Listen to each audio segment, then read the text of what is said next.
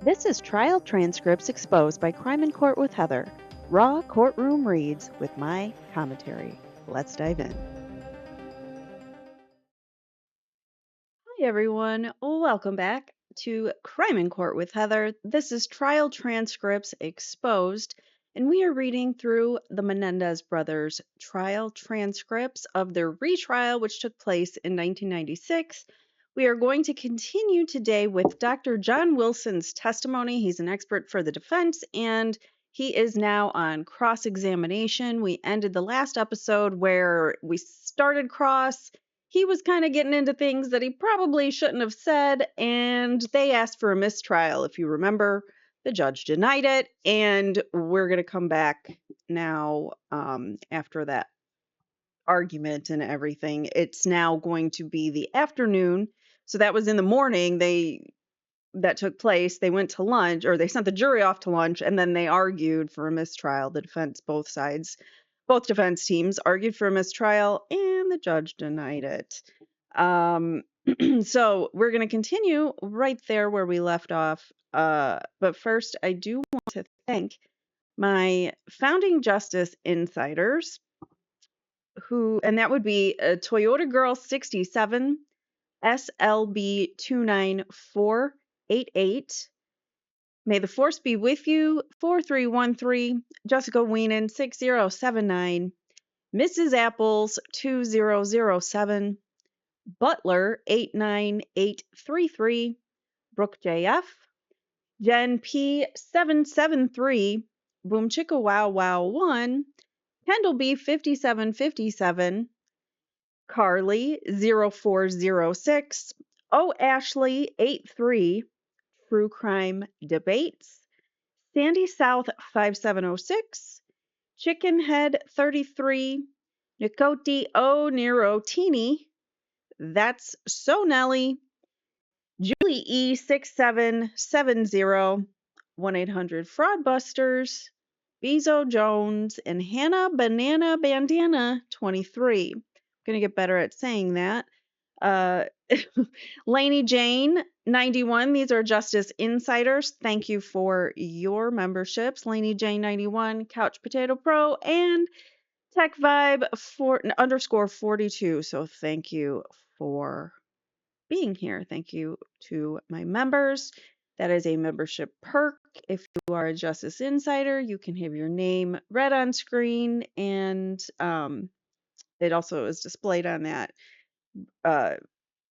This is what I had rolling. So it's like a rolling video, and it has everybody's names on there. And I also have, which I just showed you for a second there, this is the Crime in Court Member Wall of Fame, and your names will be loaded up there as well. So thank you to all of the Justice Insiders. The founding Justice Insiders got in, obviously, first before anybody else. So thank you to all of you. All right, let us get started here. I just feel today's been a crazy day. First of all, I had a stress test, a cardio stress test. Has anyone ever had one of those? Because they kind of suck. So I'm kind of doing some things here off to the side while I'm talking to you guys. But hold on one second. Sorry, I was a little distracted. Anyways, it's been a really weird day already. Like, I started off the day with a stress test, which kind of they suck. They keep you on a treadmill until your heart gets up to a certain level, and as they do that, they inject this like dye. It's not actually a dye, but it helps them see your heart and how it performs when it's under stress. So anyways, it was weird. I feel already like tired and exhausted from that, but yet at the same time I feel like I have energy. It's weird. Also, then I was out later gardening, and it was like just so hot. Just trying to water the plants. It's like 83 degrees, but just being out in the sun trying to do a few things, it was like it because I believe I have pots. So the stress test takes a lot out of me, and then going and gardening and like just being in that heat, I almost passed out. So here I am. Hopefully we can get through this together. All right. So we're back from lunch, right?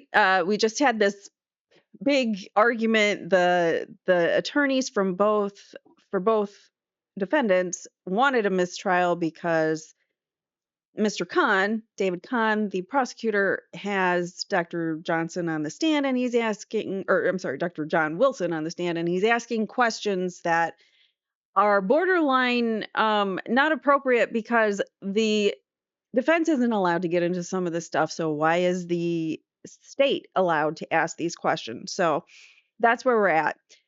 But at this point, the last question, I can't remember what it was.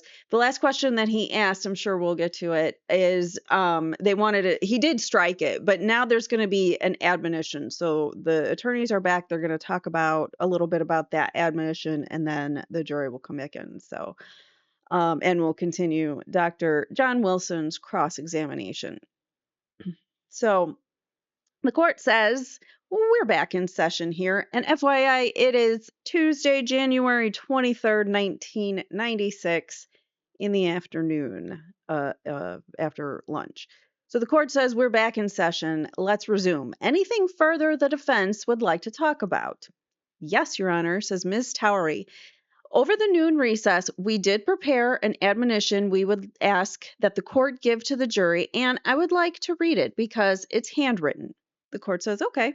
Ms. Towery says, we would ask that the court instruct the jury as follows. The last question by the prosecutor before the recess was stricken by the court, and the jury has been admonished to disregard it. I further instruct you now that you are to disregard any inference of improper conduct by Mr. Levin. That's right. He tried to make it seem like Mr. Levin was perhaps coaching Erik about the PTSD stuff because he's written a book about PTSD in the past, and he has worked with this particular witness on the stand in the past. So they're making the attorney made the inference that Erik's attorneys were doing something improper. So continuing on, it says, I further instruct you now that you are to disregard any inference of improper conduct by Mr. Levin or any other attorney for either defendant, which may have been suggested by the question. To the extent the question raised any such inference, it was improper and constituted misconduct on the part of the district attorney. There is no evidence of misconduct by any defense attorney in this case, and it would be improper for you to speculate. You are again instructed to disregard the question and to put out of your minds the improper inference it raised. End of the admonition. And I would ask to submit this to the court. I apologize for not having been able to type it up, but I think it's legible, says Ms. Towery. The court says, okay, do the people wish to respond? Mr. Conn says, I think that it should not be given. I believe, as I indicated before, that it was an appropriate question, and I was somewhat taken aback when the defense objected. Oh, okay, sure. Like you didn't think they would. It didn't really give me an opportunity to respond or to think through all the purposes for which that material could be used. I think that, as the court pointed out, a legitimate area of inquiry is the relationship between defense counsel and the expert witness. If they have a history of working together and so forth, and if there does appear to be some sort of relationship which might in some way bear upon the testimony of the witness, that is something that may legitimately be brought before the jury. And what I neglected to point out to the court was the fact that Mr. Levin in his book refers extensively to Mr. Wilson and portraying him in such as one of the foremost experts in this area, and so on and so forth. And there is a great deal of material in the book concerning Mr. Wilson. So again, we go back to the relationship between defense counsel and Mr. Wilson, which I think is a matter which should be legitimately brought before this jury. As I indicated to the court, Mr. Levin is contained inside the witness CV. Mr. Levin is contained inside the witness's CV, and this witness is referred to extensively in Mr. Levin's book. So whatever's on the witness, Dr. Wilson's resume, he's limited to only what is on his resume. So if there's another angle of PTSD with child sexual abuse, but that's not on his resume, then he can't get into it. That's what it seems like he's arguing here. Continuing on, Mr. Conn says, so I think that it's necessary to explore the relationship between Mr. Levin and Dr. Wilson, and I think that the reference to a book and the nature of the book and the subject matter of the book is an appropriate way to do that. Ms. Abramson says, unrepentant, Your Honor, like he doesn't even feel bad for what he did. Court says, all right. The instruction, as submitted by the defense, suggests by its language that there is an inference of improper conduct by Mr. Levin or other counsel for the defendant suggested by counsel. The problem with that is there is no inference of improper conduct, and I have heard the argument and I have thought about it during the lunch hour, and there really is no inference of improper conduct by the question. Do you think maybe they talked over lunch, maybe the judge and Mr. Conn, or something? Because why'd you just change your mind over the lunch break, dude? You said you were going to give an admonition. You told them to work on it, and now you're like, no, not going to give it. What? How is that fair to the defense? The state doesn't need fairness. The defense does. He continues on to say, I think you folks just overreacted to the question. Quite frankly, are you effing kidding me? He did not just say that. You just overreacted to the question, even though there's a complete inference that they were trying to link Mr. Conn and Wilson together, or not Conn, Levin and Wilson together, and trying to get them to almost be like the two of them combined were possibly coaching Erik. They definitely made that inference. Continuing on with arguments, Ms. Abramson says, I think it suggests that Mr. Levin prompted Mr. Menendez and coached him based on Mr. Levin's expertise to fabricate his testimony upon which Dr. Wilson is bashing his opinion. The court says, I don't think that's the inference of that question. You guys just had a whole freaking argument about it, and you even agreed that it was improper. Okay. Ms. Abramson says, we can take a poll of the jury, Your Honor, but we're not allowed to do that. The court says, okay. I just don't see that there's any improper inference that would draw from that question. Ms. Abramson says, but apparently Mr. Conn still intends to pursue this line of questioning.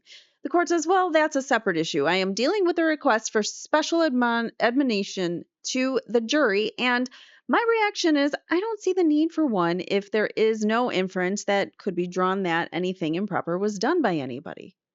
Mr. Levin says, Your Honor, while I appreciate the court's redemption, I fail to see what, if any, inference the jury would draw, if not the inference that we feel it does. The question was, are you aware that Mr. Levin wrote a book? It has nothing to do with the premise upon which the prosecution relies. If there is a relationship between Dr. Wilson and myself, that has nothing to do at all with it. And I think that the notion that there was or there is some conduct with respect to my interest in that field and my client's diagnosis in some way bearing upon the reliability and the credibility of not only myself but the entire defense is improper. That's why we seek this court for the admonishment, because we feel, and everyone that we've talked to that's been sitting in this courtroom feels that the jury has so concluded that. I don't know if any other way to attempt to cure the defect, but to hit it head on. I know most of the time we ask for limiting instructions, and if we overreact, a wise jurist will tell us we shouldn't raise the issue because it may suggest something that we are overreacting to. But I think in this instance, when we are talking about the attorney-client relationship and invading that province and leaving suggestions in front of the jury that are absolutely improper, we are talking about a deprivation of our client receiving a constitutional fair trial in that he has been deprived of a Sixth Amendment right to counsel, and it's been invaded by the prosecution's question, the confidentiality, the privilege that we believe is so sacred, and that's the problem we have. I don't think I am overreacting, nor anyone else who has seen the testimony overreacting to the inference. If it's not that inference, then what is it? Ms. Towery says, in addition, Your Honor, the admonition that we ask that the court give only asks the jury to disregard the inference to the extent the question raised that inference. Any other inference is not addressed. But to the extent that the question raised the inference of improper conduct on the part of counsel, it seems that we should be entitled to a specific instruction to the jury asking them or instructing them to disregard that. The court says, well, then any instruction would have to be modified to reflect my analysis here that I don't find that there's been any adverse inference, one that would be drawn. I don't know who you've been talking to, but you weren't talking to me. That's all I can tell you. Okay. But other people who were present there might have also been observing and gotten the same impression, and they were told that by other people in the courtroom on their lunch break. Mr. Levin says, I understand.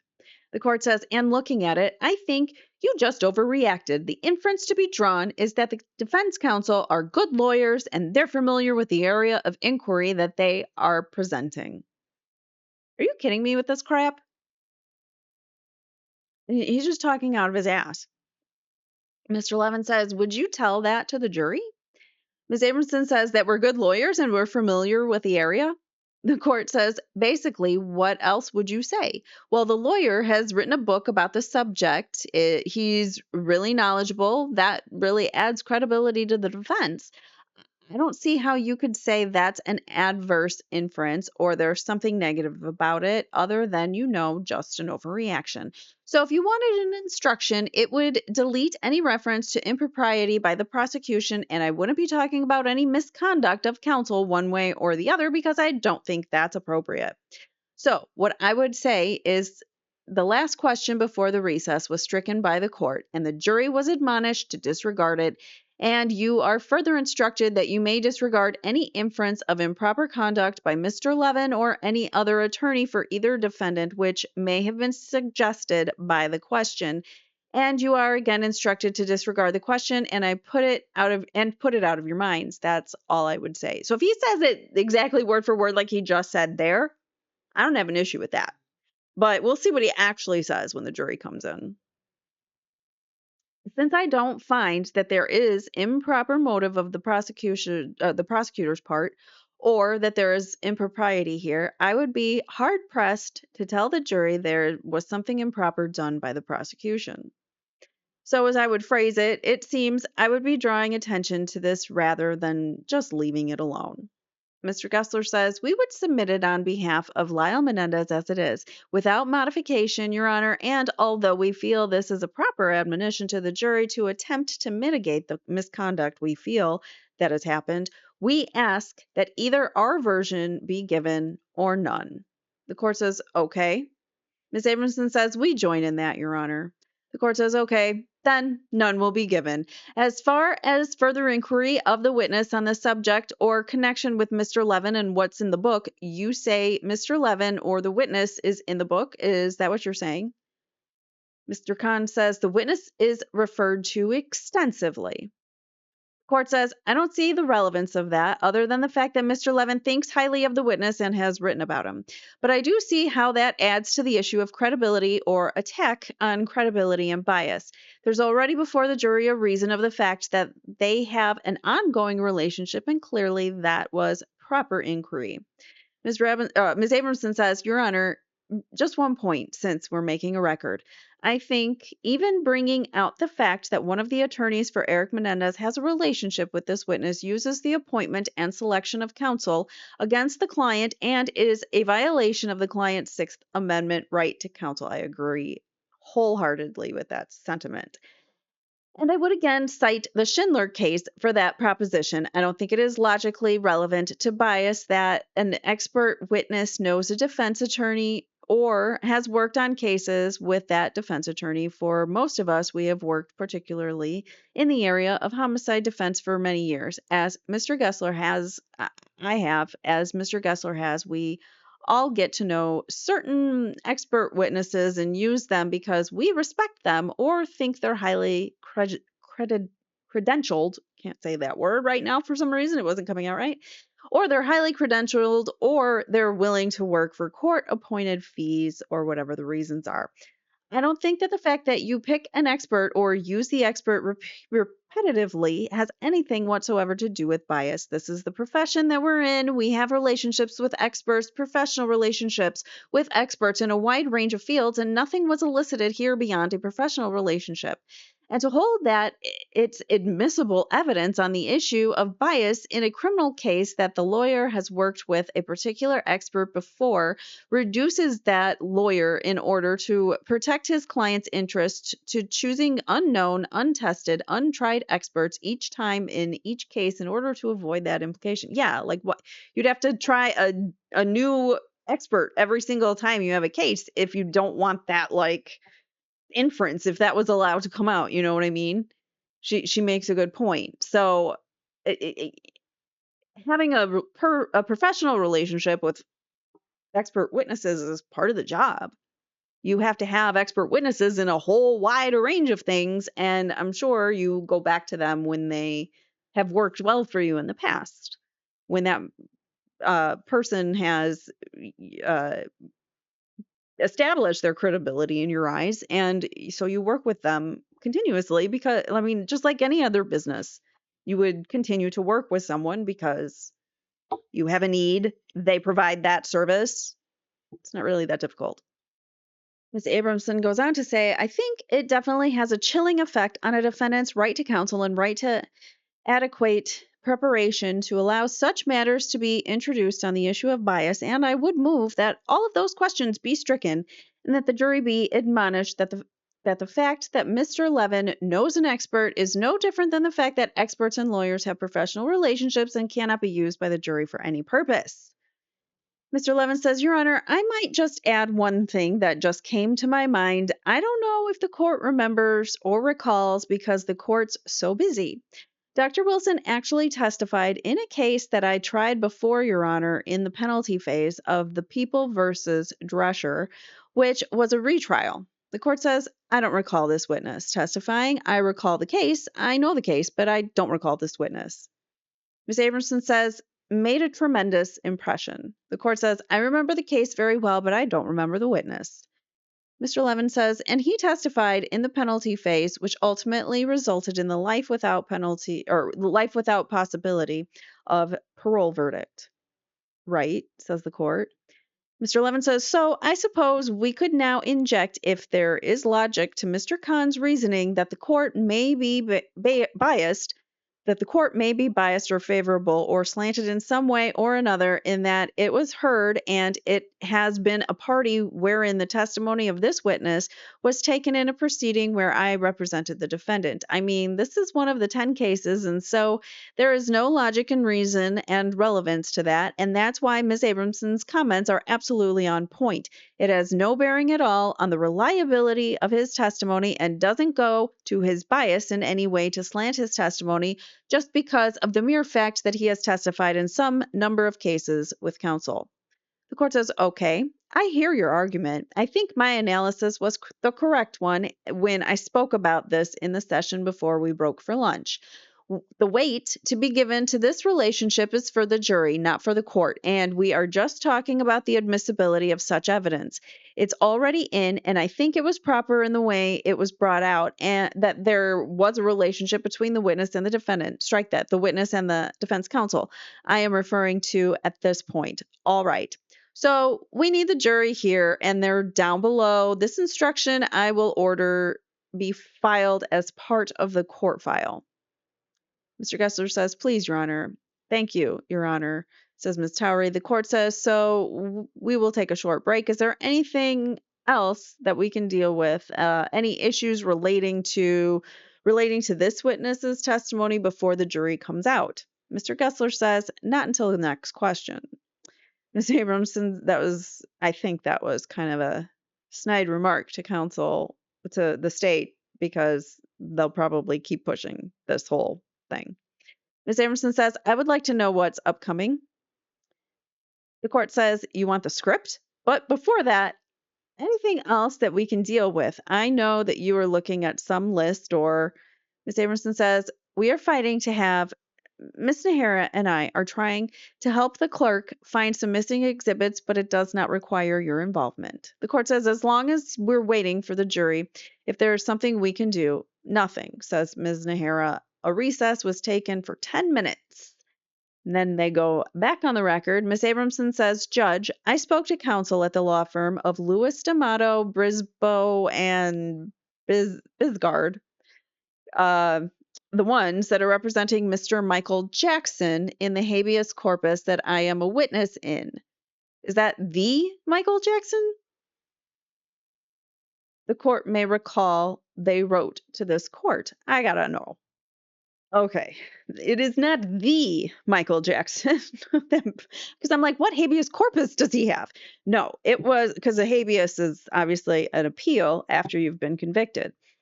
So it is not the music artist. It is a California death row inmate named Michael Jackson who was incarcerated at San Quentin State Prison. I don't really know the details of it, nor do I care. I just wanted to know if it was the Michael Jackson, and it is not. It's a different Michael. All right, the court says, I have the letter right here. Miss Abramson says, I communicated with them, this law firm that represents this other inmate.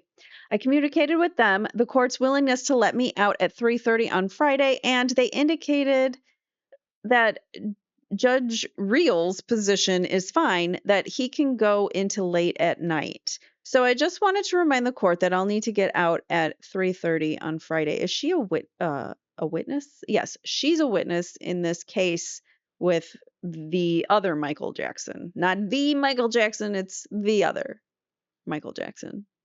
Or not that Michael Jackson. What does the court say? 3:30.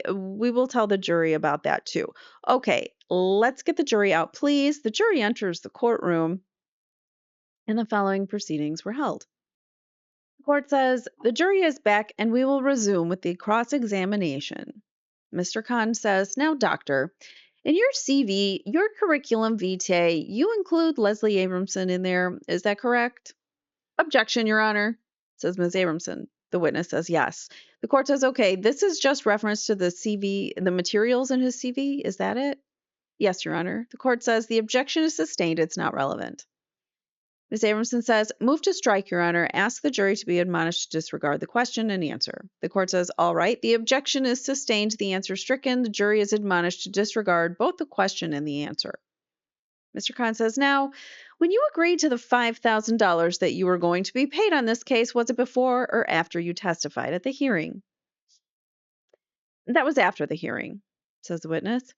So, what was your understanding regarding the financial arrangement at the time you testified at the hearing?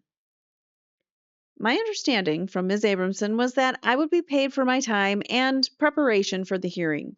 You are referring to the 801 hearing. Correct. Correct.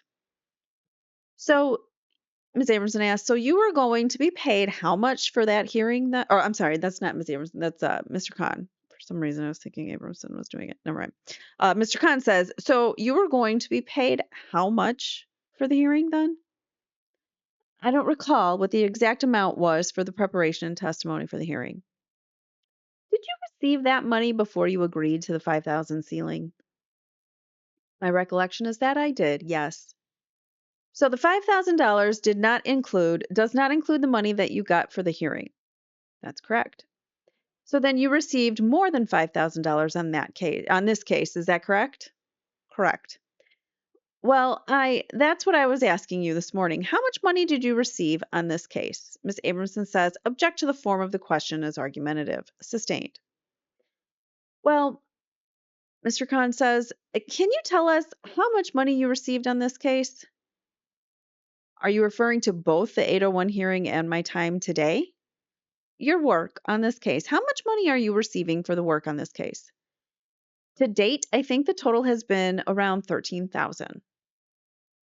Well, when I asked you this morning or this afternoon how much money you received in this case, did you understand me to be referring only to your testimony at the trial?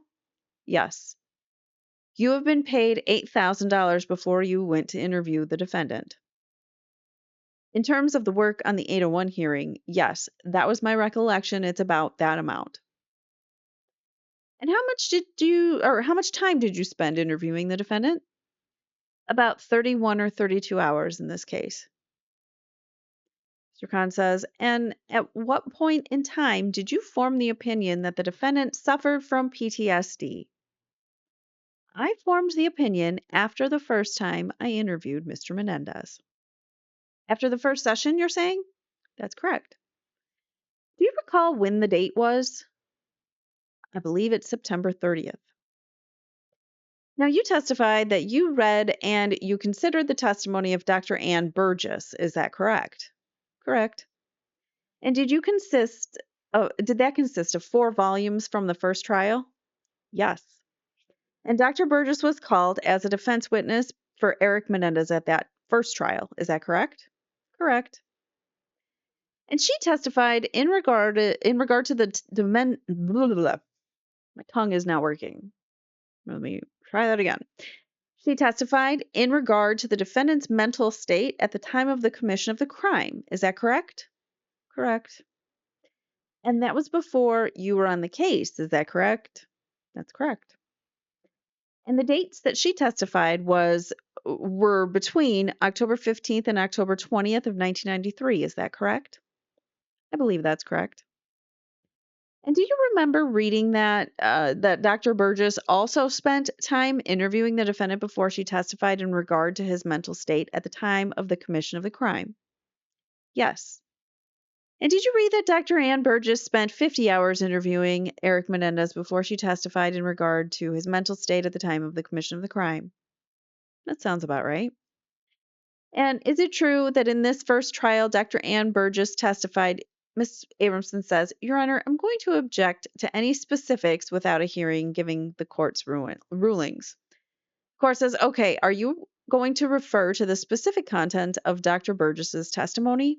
Yes, Your Honor, says Mr. Conn. The court says, okay, then before you do that, we will have a hearing. Perhaps you can get on to something else. Mr. Conn says, now, it's your opinion in this trial that the defendant suffered from battered person syndrome and post-traumatic stress disorder. Is that correct?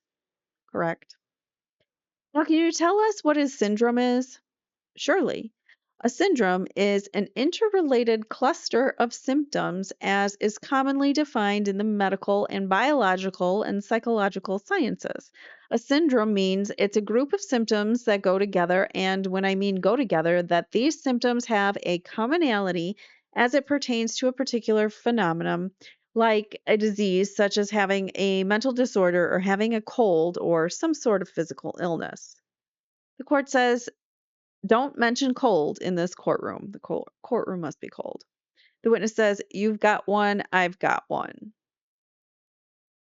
The court says, Everybody has had one, and if you don't have one, you probably will. Okay. The witness says, Is there anybody that doesn't have one?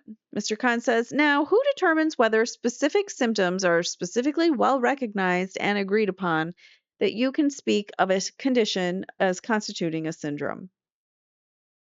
I'm not sure how to answer your question. You asked who. Is that it?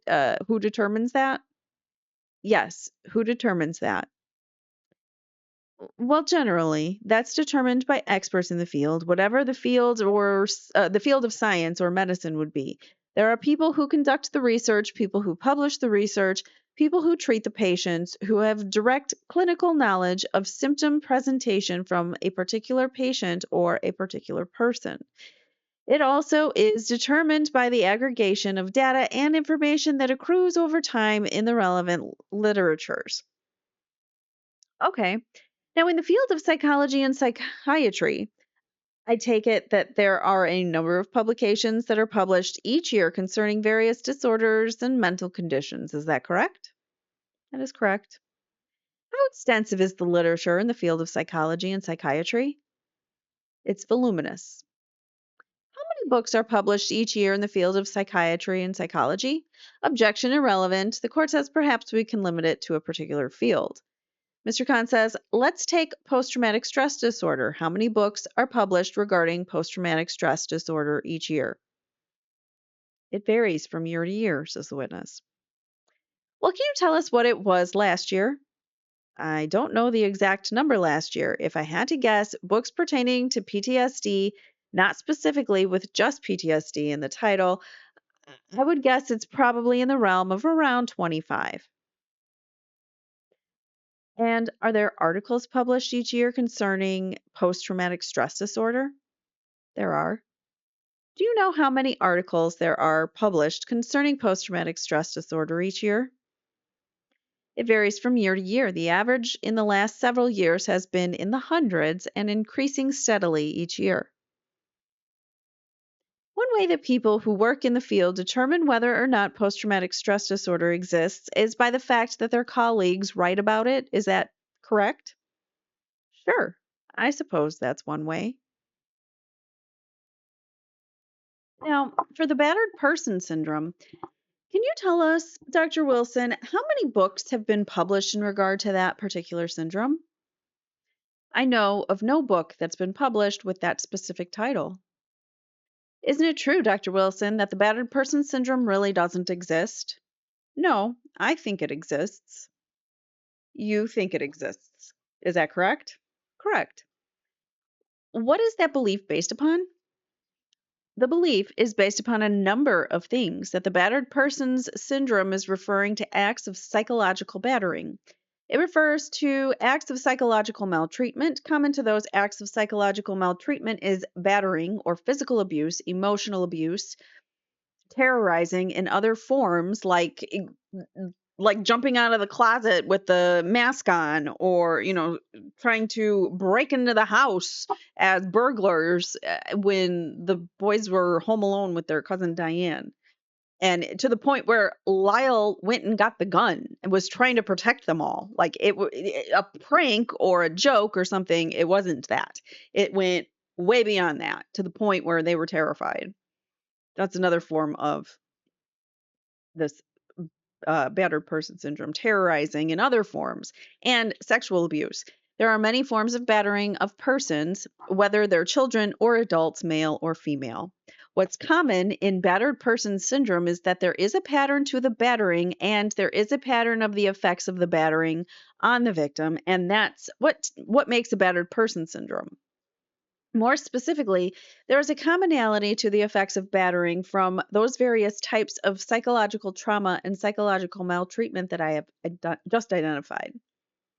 So, what we see in terms of a syndrome, as I just identified it, or as I just defined it, is that there is an interrelated set of symptoms that emerges following the battering, and these can conclude symptoms of post traumatic stress disorder.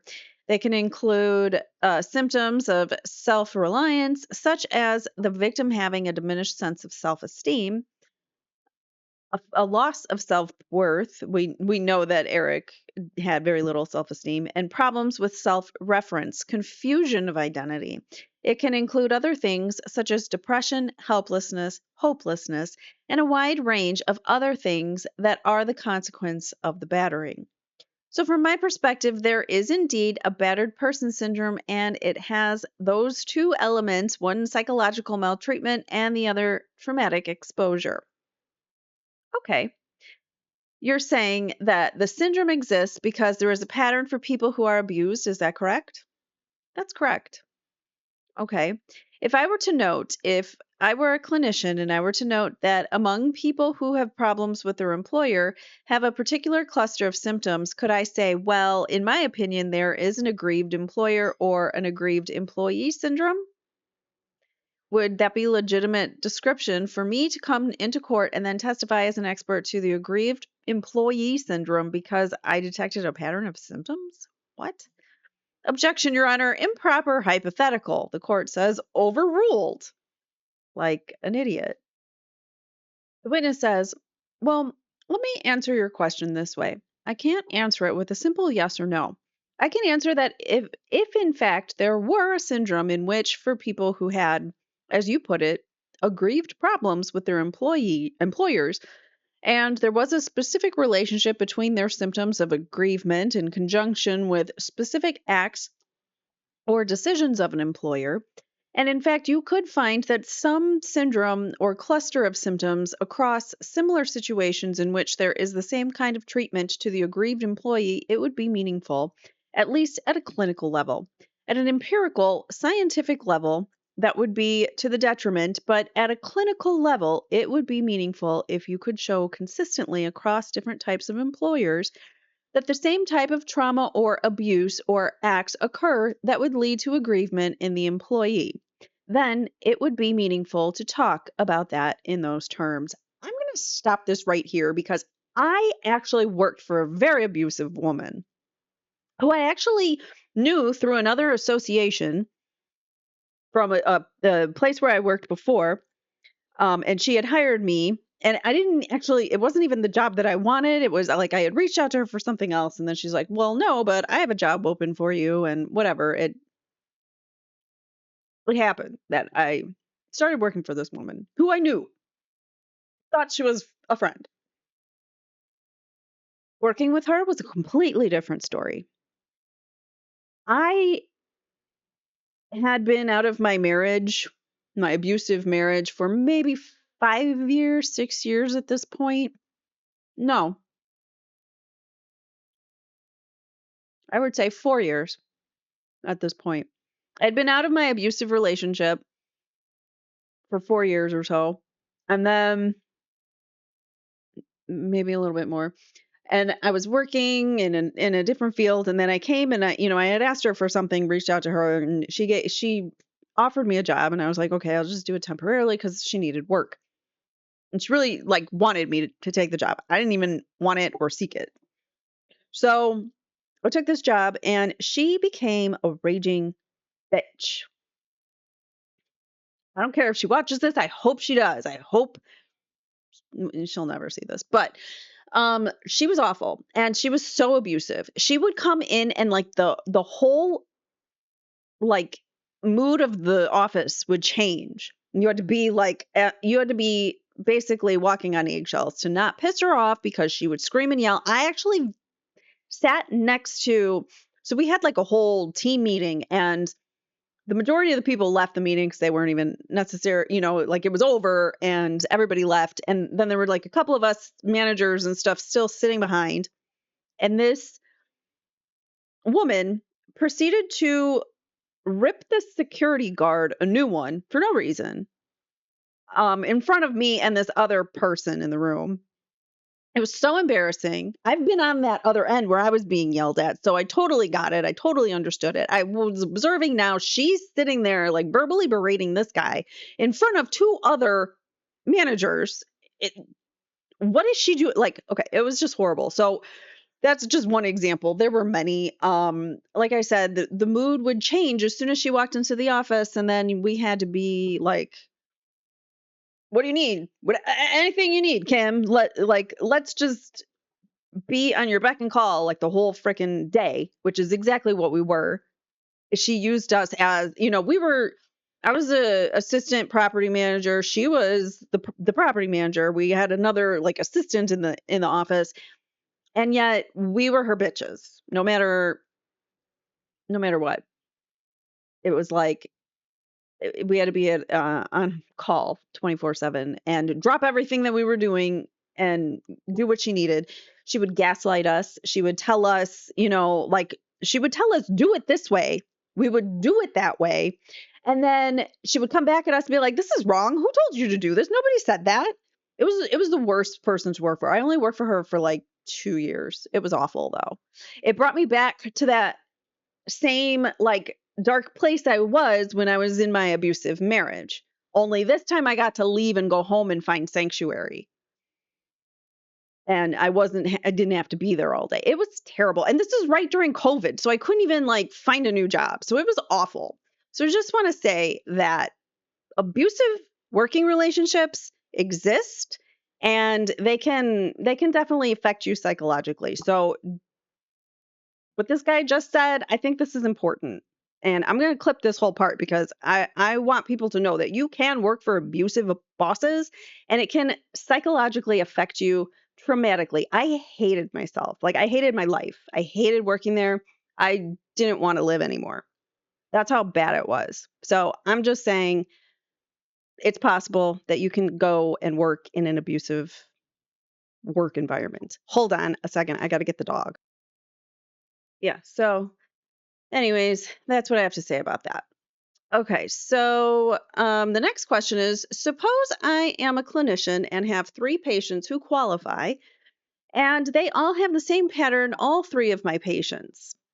Would that then entitle me as an expert, in your opinion, to come into court and get up there and on the witness stand and say, I observed this pattern, and I believe that, in my opinion, there is an aggrieved employee syndrome? He's trying to discredit him, saying, like, oh, you've only treated a couple of these people, so that means that you think it exists. You're just making it up. No, there's legit research and science on this aspect of psychological trauma. He asks, could you rephrase that again? It sounds like there's two parts to this question. Would you repeat it for me? Well, I don't know what you mean by two parts.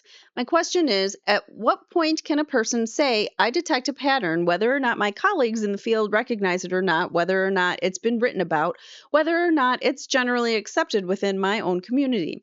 If I detect a pattern, can I come into court, in your opinion, as an expert and say there is an aggrieved employee syndrome because I have observed a pattern in a number of patients? That's where the confusion comes in, says the witness. Let me answer your question this way. Yes, I think that you could go into court and say, based on my experience as a clinician, I have seen this pattern over and over again. And as a clinician, you could report that. Whether or not that makes it a valid syndrome or a reliable syndrome is another question, but certainly, as a clinician, you could share your observation. In fact, any scientist could do that. So, what you're saying then is that whether something constitutes a syndrome, in your point of view, is really left up to the individual clinician as to whether or not he detects a pattern, rather than whether this terminology, the aggrieved employee syndrome, is recognized by other professionals in this field. Is that correct? Ms. Abramson says, objection, argumentative, and compound. The court says overruled. Dr. Wilson says, no, that's not what I'm saying. Mr. Conn says, and why is that not what you're saying? For two reasons. One, first of all, as an individual clinician, taking your hypothetical, indeed, it would be very possible for you to observe consistency of behavior in people who would come to you who might report in your hypothetical as aggrieved person syndrome in relationship to their employer. And in fact, that basis of observation on your part might be very valid. You might note the similarities in the responses, the behaviors, the attitudes, the complaints, the symptoms, and the problems that the people have. But that makes it different than the other thing, and that is a syndrome, as we just talked about, is a recognized cluster of symptoms. So that makes a difference then, because whether you see it means that you have seen it in your patient population. But whether or not the syndrome exists is a larger population, in a larger population, becomes a different question. So you can say you kind of see this pattern in your own patients, but whether it's widely accepted or not is a difference. But it eventually will become widely accepted when more and more doctors, I'm assuming, you catch on to these patterns. But whether or not that syndrome exists in in a larger population becomes a different question. That's a more scientific question about whether or not this is a unique syndrome or something idiosyncratic to a small sample of people that you saw. So you have to determine whether it can be used in a broader sense. So when you say it has to be recognized, are you saying that it has to be recognized by the relevant scientific community? That's right. Okay, and how do you know if a particular syndrome, has been recognized by the relevant scientific community rather than just one psychologist coming in off the street, taking the witness stand and saying, I believe that this is a syndrome? That's a good question, says the witness. You know it all a number of different ways. You know it a number of different ways. Okay. My dog is trying to lay down under the blanket, but okay, she's good. I can't do two things at once. First of all, in the scientific community, scientists and professionals exchange scientific information both in terms of scientific publications, scientific conferences, case deliberation, personal communications, and exchange of data, just like talking. So that's one of the ways in which the syndrome starts to be recognized. In many ways, the syndrome is identified before it's officially recognized in a manual, and that's the second way. Second way is that syndrome becomes identified as a recognizable syndrome with antecedent conditions and things that are associated with the production of that syndrome, and it then emerges into the diagnostic manuals of the relevant profession. Okay. So you're saying, says Mr. Conn, it's recognized primarily through publications within the relevant scientific community, acknowledging, sorry, my brain is going so fast today because of my cardio test, and I've got PT in a little bit, so I'm gonna have to pause and go to that. So my mind's going a mile a minute. Let me start that question over again. So you're saying it's recognized primarily through publications within the relevant scientific community, acknowledging that this is something more than just one person's belief that a particular set of or a particular cluster of symptoms constitutes a syndrome. Is that correct? Miss Abramson says, objection, argumentative, and compound. The court says, overruled. The witness says, that's correct. Mr. Khan says, okay. So, if I want to know if the aggrieved employee syndrome is a valid syndrome or not, rather than something I just made up right here in front of the jury, what I would do is go to the library that contains all of the material and books on psychology and psychiatry and articles and look to see if I can find something under the title The Aggrieved Employee Syndrome. Is that correct? That's one of the things you could do, yes. There are other things you could do as well. Okay. And isn't it true, doctor, that there is no book in the world that refers to the battered person syndrome? That I know of? That's correct. Let's find out if that has changed since 1996. Yeah, so I just went to Amazon and typed battered woman syndrome book, and there's a ton. So this just goes to show how much things develop over time. So 1996, no books exist. Now we're in 30 something, we're 30 years later and we can say that we can go to Amazon right now and scroll and see all the different things about gaslighting, narcissistic abuse recovery, um, things like that. There's a book that's actually titled The Battered Woman Syndrome. Battered Woman, an authoritative and compassionate guide to something. Click on that. To escaping abuse and reclaiming your life. There's tons. Now there are tons of books that you can find on Amazon very easily. So we've got it just goes to show that the knowledge and the things that we learn don't keep up as quickly with the court system. So at this point in time, it's already a known thing, but it just hasn't developed into the point where everybody's writing a book about it. But it's a known thing, and it's it's ongoing information that's like still breaking in the industry, in the scientific community. So they're still learning about it, and no one's written a book about it yet. But now we know. Now we have tons of books. So time has shown us a lot. But we can't go back in time and be like, you know what, Mr. Khan, now in 2026 we have thousands of books on it. We can't fix that error. It's so heartbreaking and to think of it that way. Anyways, where were we? So he says that I know of, correct. Isn't it true, doctor? How many different types of periodicals does the psychiatric and psychological profession, psychiatrists and psychologists rely upon within the mental health field? Dozens. In those periodicals, are they monthly periodicals or yearly publications? All of the above. And Dr. Wilson, can you tell us the name of one single article that has ever been published concerning the battered person syndrome? Yes. Okay, what is it? Just a minute. It's an article published in 1987. This is 96, guys. It's already been known and established for 9 years, and we're still arguing it in court. I guess Stephen Hicks was a law student, correct? The article was published in Law and Psychology Review, Volume 11, pages 103 and 140 to 143, and that refers to the battered person syndrome. Okay. Mr. Hicks was a law student, is that correct? I don't know. Ms. Abramson says, I would object to that, Your Honor. Overruled. You can answer the question. I don't know if he is a law student or not. Mr. Conn says, do you have a copy of the article?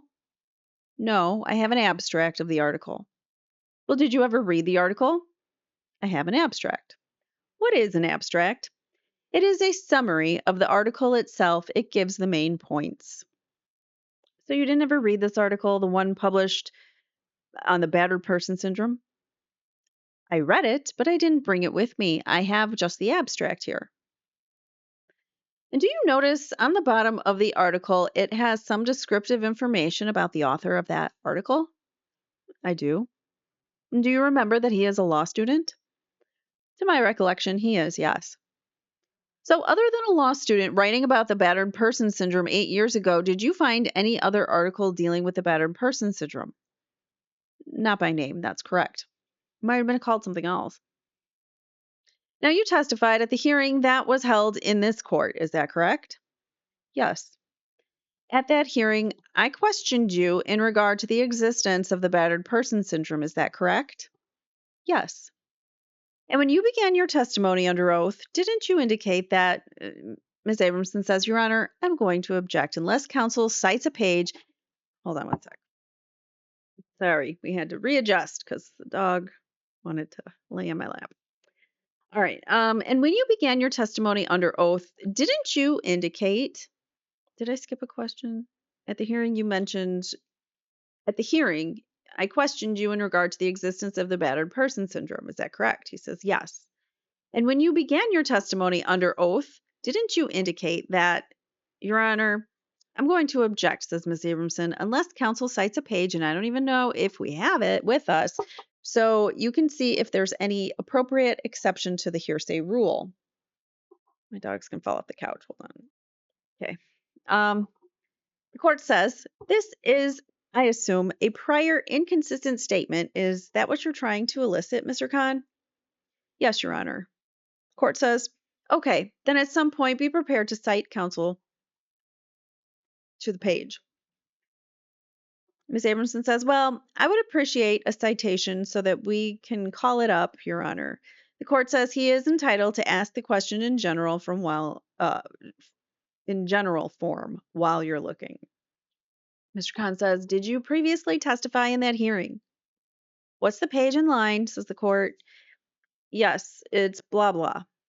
I stopped reading the pages because they're too long. Ms. Abramson says that, what volume? Volume 187. Ms. Abramson says, can I have a moment, Your Honor? What line was that, counsel? Lines 2 and 3, blah, blah, blah. Okay. Ms. Abramson says 2 and 3 is a question, Your Honor, and I don't see any relevance. There is nothing impeaching here. It's not even on point. The court says first establish the general question. Mr. Conn says, do you remember at that hearing you were questioned by myself in regard to the existence of the battered person syndrome? Yes, I do. Do you remember at the hearing I asked you if you brought any books with you that deal with the battered person syndrome? Yes. Do you remember testifying under oath that there was a book that you brought with you that you believed made reference to the battered person syndrome? Samerson says, Your Honor, I'm going to object to this because none of this is impeaching. The court says overruled. The witness says yes. Sorry, I just paused because the dog was begging to go out, so I don't remember if I read his answer. So if I didn't, I'm reading it again. And if I did, I apologize. He answers, that wasn't quite my understanding of the purpose of the hearing. Well, do you remember me asking you at that hearing, directing counsel's attention to page blah blah, lines 4 through 10? Just a moment, says Miss Abramson. Objection. There's nothing impeaching. Court says, okay, without reference to what he said before, why don't you just go to what it is that you want to ask him? Mr. Conn says, well, you knew at the time of the hearing that we were going to be concerned at that hearing with whether or not there was battered person syndrome. Is that correct? Objection. Argumentative. Overruled, says the court. Dr. Wilson says, yes, there was going to be discussion about battered person syndrome. Now the dog wants in. He's in and out, in and out. He's driving me crazy today. Hold on. Mr. Conn says, well, whether or not there is a battered person syndrome, is that correct? Ms. Abramson says, Your Honor, I would object to this given the purpose of that hearing and the court's ruling. The court says, let's not argue. The objection is sustained to the form of the question. She always gets scolded. Like, no matter what she does, she's always getting scolded by this goddamn judge. I don't like him. Ms. Abramson says, well, Your Honor, I would like to be heard on this line of questioning. The court says, okay, depending on where it goes, I will certainly permit that, but right now, let's move on. Mr. Conn says, isn't it true, Dr. Wilson, that you knew that the hearing was going to be concerned with whether or not there is battered person syndrome? Objection. Asked and answered. Court says, overruled. You may answer the question. Witness says yes. Well, didn't you just testify a few minutes ago that that wasn't your understanding? Because there was more to it than just the battered person syndrome. Okay, but I just asked you if you realized that one of the reasons for the hearing was whether or not there was something called the battered person syndrome. Objection, argumentative, says the court, or says Ms. Abramson, and the court sustains that objection. Mr. Conn says, well, isn't it what I asked you? Isn't that what I asked you? Objection, argumentative, sustained to the form of the question. Did I ask you a few minutes ago, Dr. Wilson, if you were aware that the purpose of the hearing was to determine whether or not there was a battered person syndrome? Objection, argumentative. It's been asked and answered. He has given his answer. Mr. Conn says, and at that hearing, didn't you identify a book written by someone by the name of Herman, which you believe makes reference to the battered person syndrome? I believe I did. Okay. And you went on to describe particular places in the book, pages 31 and 32. Objection, hearsay, says Ms. Abramson. Overruled, says the court. Mr. Conn says, when you say she, I take it Herman is a woman? Correct. She was making reference to the battered person syndrome. Is that correct? Correct. And in fact, when I opened up that book for you in court and turned to page 31 and 32, there was no reference to battered person syndrome in that book, was there? Objection, Your Honor. Argumentative, improper hearsay, and misstates the testimony. The court says it's argumentative as phrased. Rephrase the question. Doctor, after you said you could find battered person syndrome on pages 31 and 33 of the Herman book, and we turned to those pages, did you in fact find a reference to the battered person syndrome in those pages? I don't recall. Let me show you page 29, blah, blah, blah. Sure. And perhaps you can tell us if this refreshes your recollection. Where are you looking here, Mr. Conn?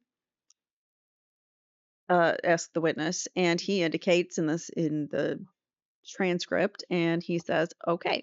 Ms. Abramson says, Your Honor, I would ask to approach on this line, given the court's ruling at the conclusion of that hearing. Court says, okay, well, this only has to do with the witness's answers to specific questions at the hearing, nothing to do with the result of the hearing. So, overruled. This judge likes to skirt the rules so that the state can get more in. Mr. Conn says, so when we turn to pages 31 and 32 of the Herman book, did you find references to the battered person syndrome? Only in the sense that there was a battered woman syndrome referenced in Herman's book, yes. So what you're saying is that you did not find reference to the battered person syndrome, is that correct? Using strictly those words, correct? Like, because it doesn't say woman, it says, or it says only woman and not person. So you can't apply it to the boys, the brothers, is basically what he's saying. Like, it's a woman thing. Men don't get that. Had you misunderstood my question and thought that I was asking about the battered woman syndrome? Your Honor, I'm going to object as argumentative. Overruled, says the court. The witness says, no, I didn't misunderstand your question because I was thinking about that citation in Herman's book. I was specifically thinking about women as battered persons. Mr. Conn says, but you knew we were talking about the existence of a battered person syndrome by that name, didn't you? Objection, Your Honor. Argumentative. Sustained, says the court. Mr. Conn says, "Did you know that we were addressing whether or not there was something called battered person syndrome by that name?" Objection, Your Honor, misstates the purpose of that hearing. The court says, "Well, it's not the purpose of the hearing, but the purpose of the questioning at that point that he was referring to." So, overruled. The witness says, "Would you repeat the question, please?" Mr. Conn says, "Yes. Did you know that we were addressing whether or not there was a battered person syndrome by that name at that hearing?" Yes. And you understood. Strike that. Now, can you tell us what the Diagnostic and Statistical Manual of Mental Disorders is? Surely.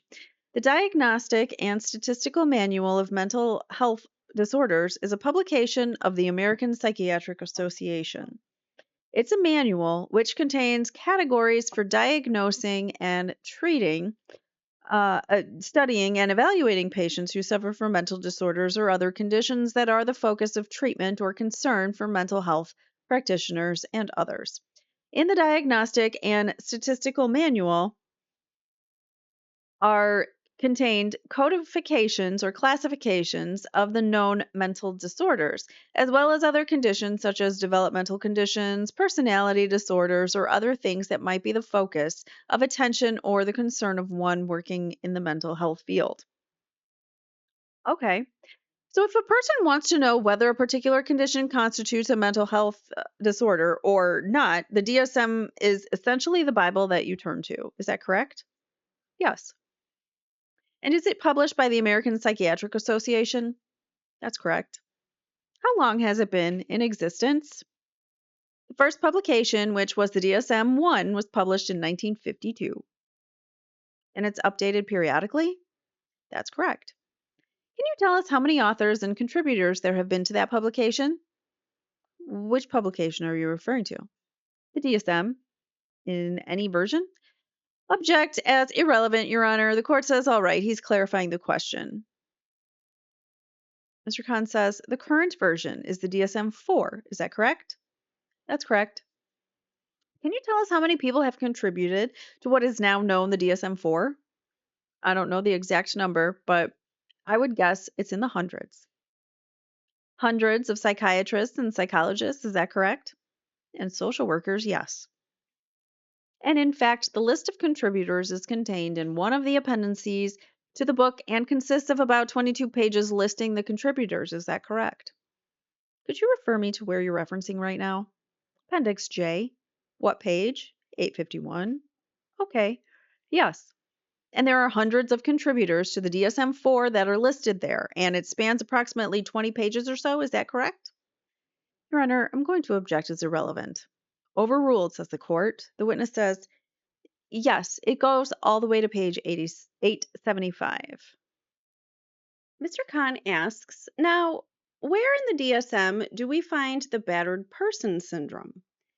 And his response is there is no syndrome listed in the DSM-4 with that title.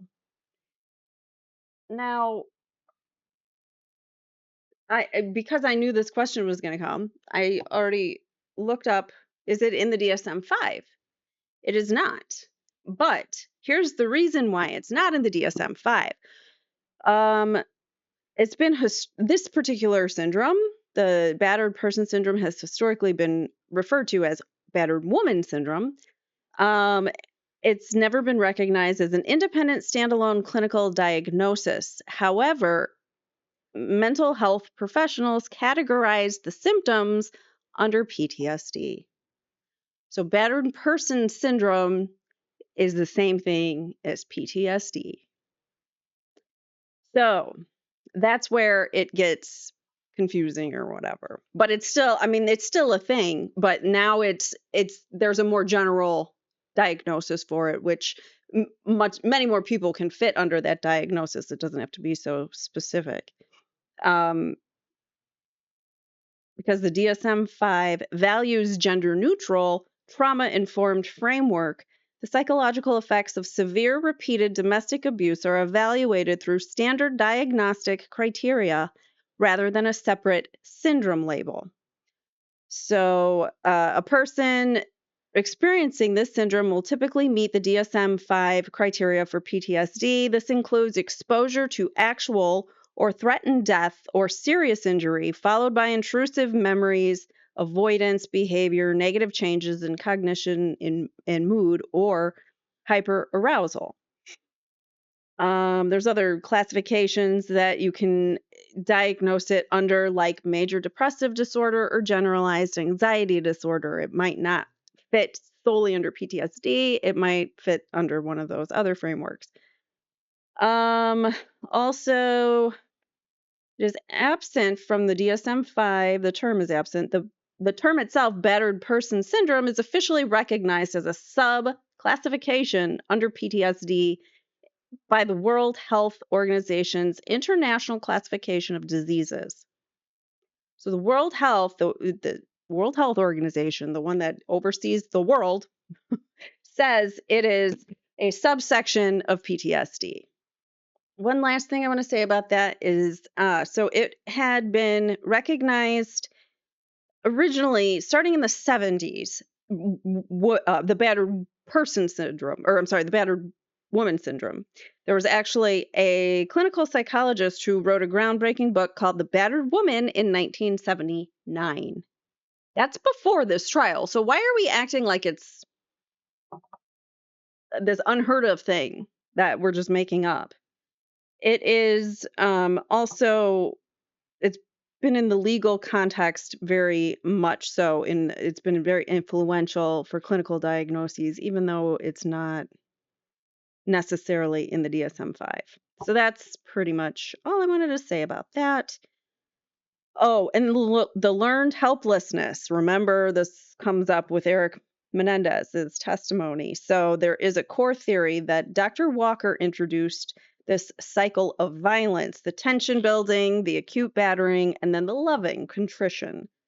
You've all seen that cycle of abuse, and it's connected to that learned helplessness, a psychological state where a victim believes they have no control over or escape from an abusive environment. So this is confirmation of all the things that the defense attorneys, or I'm sorry, the defense witnesses are saying, the psychologists, the mental health professionals are saying about Erik's mental health. So there you have it. Even now, today in 2026, the battered person syndrome is recognized as a subcategory of PTSD. So suck it, David Conn. Okay, let's continue. Hope you liked that little segment there. All right, continuing on. Mr. Conn asks, so the American Psychiatric Association does not recognize the battered person syndrome as a mental health disorder. Is that correct? That's correct. Are there any other groups other than the American Psychiatric Association which publishes a comprehensive diagnostic manual of mental disorders that is comparable to the DSM? There are. What groups publish that diagnostic manual? The World Health Organization has a manual called an International Classification Manual for all physical and mental disorders. Okay.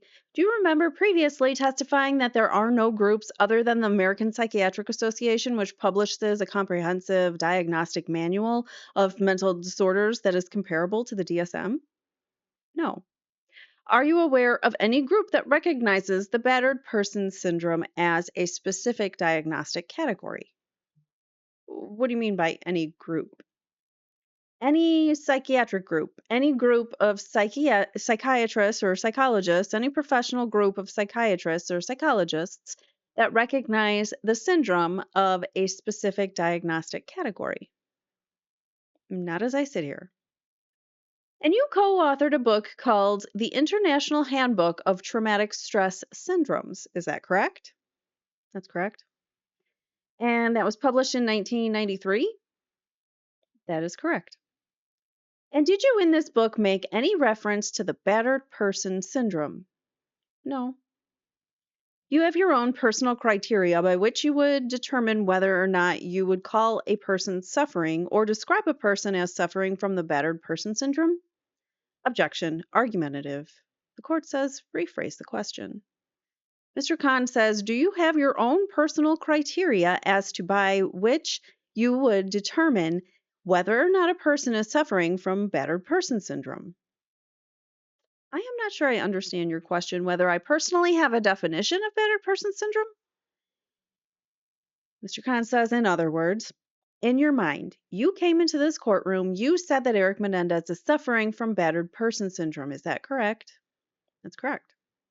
Okay, now, and you didn't go to the DSM and look it up to determine that based on the DSM, which is recognized by the American Psychiatric Association, the defendant is suffering from the battered person syndrome. Is that correct? Correct. Objection, argumentative, overruled.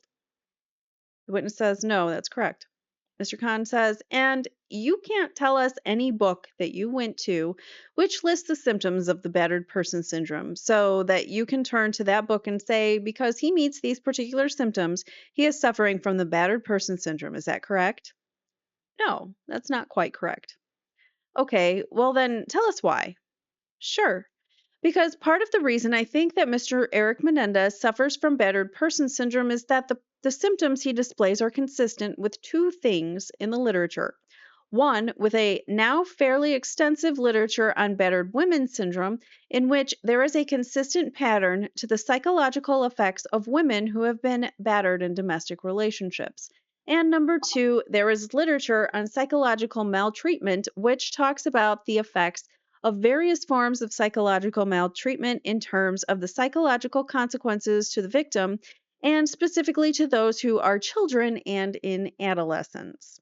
Now, using the literature Battered Women Syndrome, and particularly the work of Dr. Lenore Walker, that's the woman who wrote the original book in 1979, and also looking at the literature on psychological maltreatment of children and adolescents, and in particular the work of Dr. Stuart Hart and his associates. Stuart Hart was a witness in the first trial. And his associates, there is a consistent pattern associated with battering. Whether it's women, children, adolescent, male, or female, that's a syndrome. So everything for the battered women syndrome would also constitute the same for anyone. No matter your gender, your age, it's all the same. So all the literature that's been in place for the battered women syndrome, it basically you can apply it to Erik. That's what he's saying there. So the effects of those conditions on battering, physical battering, emotional battering, psychological maltreatment, and other forms of battering, which include terrorizing and isolating and denying emotional responsiveness and denying proper kind of medical and psychological attention to the children. Those kinds of things form a syndrome. I'm going to back this up because he said a lot of things and I'm going to break them down one by one. Battering. Were Jose and Kitty physical with their children? Yes, they hit them. And they physical battering. Yes. Emotional battering. Did they emotionally torment them? Did they emotionally, tear them down? Yes. Psychological maltreatment. Maybe things of like, oh, I'm going to kill you if you tell anybody. I think that's psychological maltreatment right there. And other forms of battering. What specifically is battering? Let's look it up so I'm not looking like a fool. Define battering legally. Oops, not lethally, legally. Battering. Interpreted in two distinct ways depending on whether it is used as a standard criminal charge or within the specialized context of family and domestic law. So, battering is an active verb for committing a battery. Legally, battery is defined as an unlawful, intentional, and non consequential infliction of harm or offensive physical contact upon another person. So we know everything Jose did to Erik behind closed doors, that's physical battery. And psychological and emotional. Uh, yeah, so that's domestic battering is that a different definition? In this context, the legal definition of domestic battering incorporates the relationship between the parties and divides the severity of the act into 2 degrees. First degree, typically charged as a serious felony. Okay, and the second, this is if you're charging them, obviously, but you can see that there's different degrees of domestic battering. And this would probably qualify as domestic because it is parent and child. Terrorizing, also, the jumping out, scaring them, holding Erik underwater for longer periods of time than he should have been held. Yes, I would say terror happened to those kids. Isolating. Did they have many friends? No. Their whole life was pretty much made up of tennis, right? Denying emotional responsiveness? Yes. Erik was not allowed to cry. If he did cry or showed any kind of emotion that Jose considered a weakness, he was made fun of, he was punished, he was whatevered. He was told not to express his emotions. He was denied proper medical and psychological attention. Let's break those down into 2. So medical attention. Erik had his cousin gave the example of he was there and Jose was trying to teach Erik to learn how to ride a bike and he kept forcing him on there and he was being forceful, aggressive. Erik ended up falling, hurting his arm very badly, and they didn't even attend to it. We also learned that any of their injuries when they were young kids, Kitty didn't dress their wounds. She would let them do it themselves. So lacking any kind of medical attention. And I believe the injury that Erik that occurred to Erik while he was on the bike, learning to ride the bike. I believe that he still has scars and effects from it today because of the injury and it didn't heal properly. So there's that. Psychological attention. Well, let's get to Dr. Oziel because he had Dr. Oziel for a couple years before the crimes happened. So he was seeing Dr. Oziel basically because he was forced to by his parents, and it was Dr. Oziel and Jose basically breached that client therapist relationship because Jose was like, tell me everything. Then he says, okay, says Dr. Oziel, no problem, even though that is completely unethical. But that is how it went. And I guess because Erik was a minor, what can you do? But yeah, so that all of those things. I think this family hits all of that. All right, sorry, wanted to break that down. He continues on to say, and so turning to that literature, it seems to me that it's very reasonable. In my opinion, I can diagnose Mr. Erik Menendez as having that syndrome because battered person syndrome refers to the consequences of those kinds of events. Mr. Conn says, so you're saying that it's reasonable to say that the defendant suffers all the symptoms of the battered women syndrome except he is a man. So we will call we will say he is suffering from the battered person syndrome. I think it's absolutely reasonable. Okay. And is this reasonable concept published somewhere among members of your field in a book or an article that says it is reasonable that if a man is suffering from the same symptoms as a woman suffering from the battered women syndrome, that therefore we should say that person is suffering from the battered person syndrome? Yes. Yes, there is. There is publications that say that. In your face, Mr. Conn. Where does that specific thing that I just said to you appear? He asks. I have a pre publication copy from Dr. Stuart Hart. Also, we said he's a former witness from trial one, who is in fact proposing exactly that. Well, my question is there a book that has been published? Ms. Abrahamson says, could he finish the answer, Your Honor? The court says, well, he is clarifying the question now, so respond to the question. Mr. Conn says, yes. My question is there any published works that say because a man is suffering from the same symptoms as a woman suffering from the battered woman syndrome, that it is reasonable to refer to that person as a battered person suffering from the battered person syndrome? As I sit here, I can't think of any published to date articles in the database where that's been stated.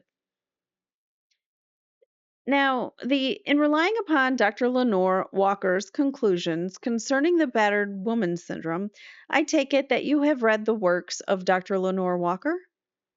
Yes. You've read The Battered Woman Syndrome? That's her book. Yes, written in 79. A book written by Dr. Lenore Walker. Yes. Do I have to spell it out for you? Why are you asking the same question over and over again? Didn't Dr. Lenore Walker indicate in her book that women have a unique role in our society, which makes them, Your Honor, I'm going to object to this as hearsay. The court says it's proper cross examination of an expert witness overruled. I hate this judge. Mr. Conn says, didn't Dr. Lenore Walker say that women have a unique role in our society such that they should be distinguished as suffering from this particular syndrome which applies to them? She did. And she gave a list of reasons why this concept applies to women. Is that correct? That's correct. Sorry, I did it again. I paused and I don't remember if I read this or not. So sorry if I read it already. You really should highlight. Sometimes I do. I forgot to. Next question. And she gave a list of reasons why this concept applies to women. Is that correct? That is correct. And she said that sometimes women who are in a battering situation are burdened with children and cannot leave the battering situation. Is that correct? That's correct. That's a component of it, but that's not the only thing. And she said that sometimes women who are in battering situations have a history of attempts to leaving the battering situation. Is that correct? That doesn't have to be necessarily true to women only, but the witness says that's correct. Didn't she also say the police agencies and the courts are often non responsive or ineffective in responding to the physical abuse of the man upon the woman? Is that correct? That's correct. And didn't she say that women have experience, that the battered women often has experience in dealing with the non responsiveness of the courts and the police agencies in dealing with that abusive relationship? Isn't that correct? That is correct. And didn't she say in her book that society has an expectation upon the women that a woman's place is in the home, and that it makes it particularly difficult for the woman to leave that situation? That's correct. And this contributed to her conclusion that women suffer from what she called in that book learned helplessness. Is that correct? That's correct. Well, children are also stuck and can't leave, so it would apply to children too that are being abused by their parents. And she said that one of the other reasons why women suffer from learned helplessness is because psychologists sometimes tend to counsel women to keep the family together at all costs. Is that correct? Correct. Well, that would suck. Psychologists don't do that. Don't tell women to stay in abusive relationships. And did she also say that another reason why the woman is to be distinguished from the man in regard to the battering situation is because the woman sometimes lacks the skills to compete with men in the workforce? Correct. Did she also say that another reason why women ought to be distinguished from the man is because women are often not paid comparable wages even when they have comparable skills? And that makes it particularly difficult for women to leave that battering relationship. Isn't that true? That's true.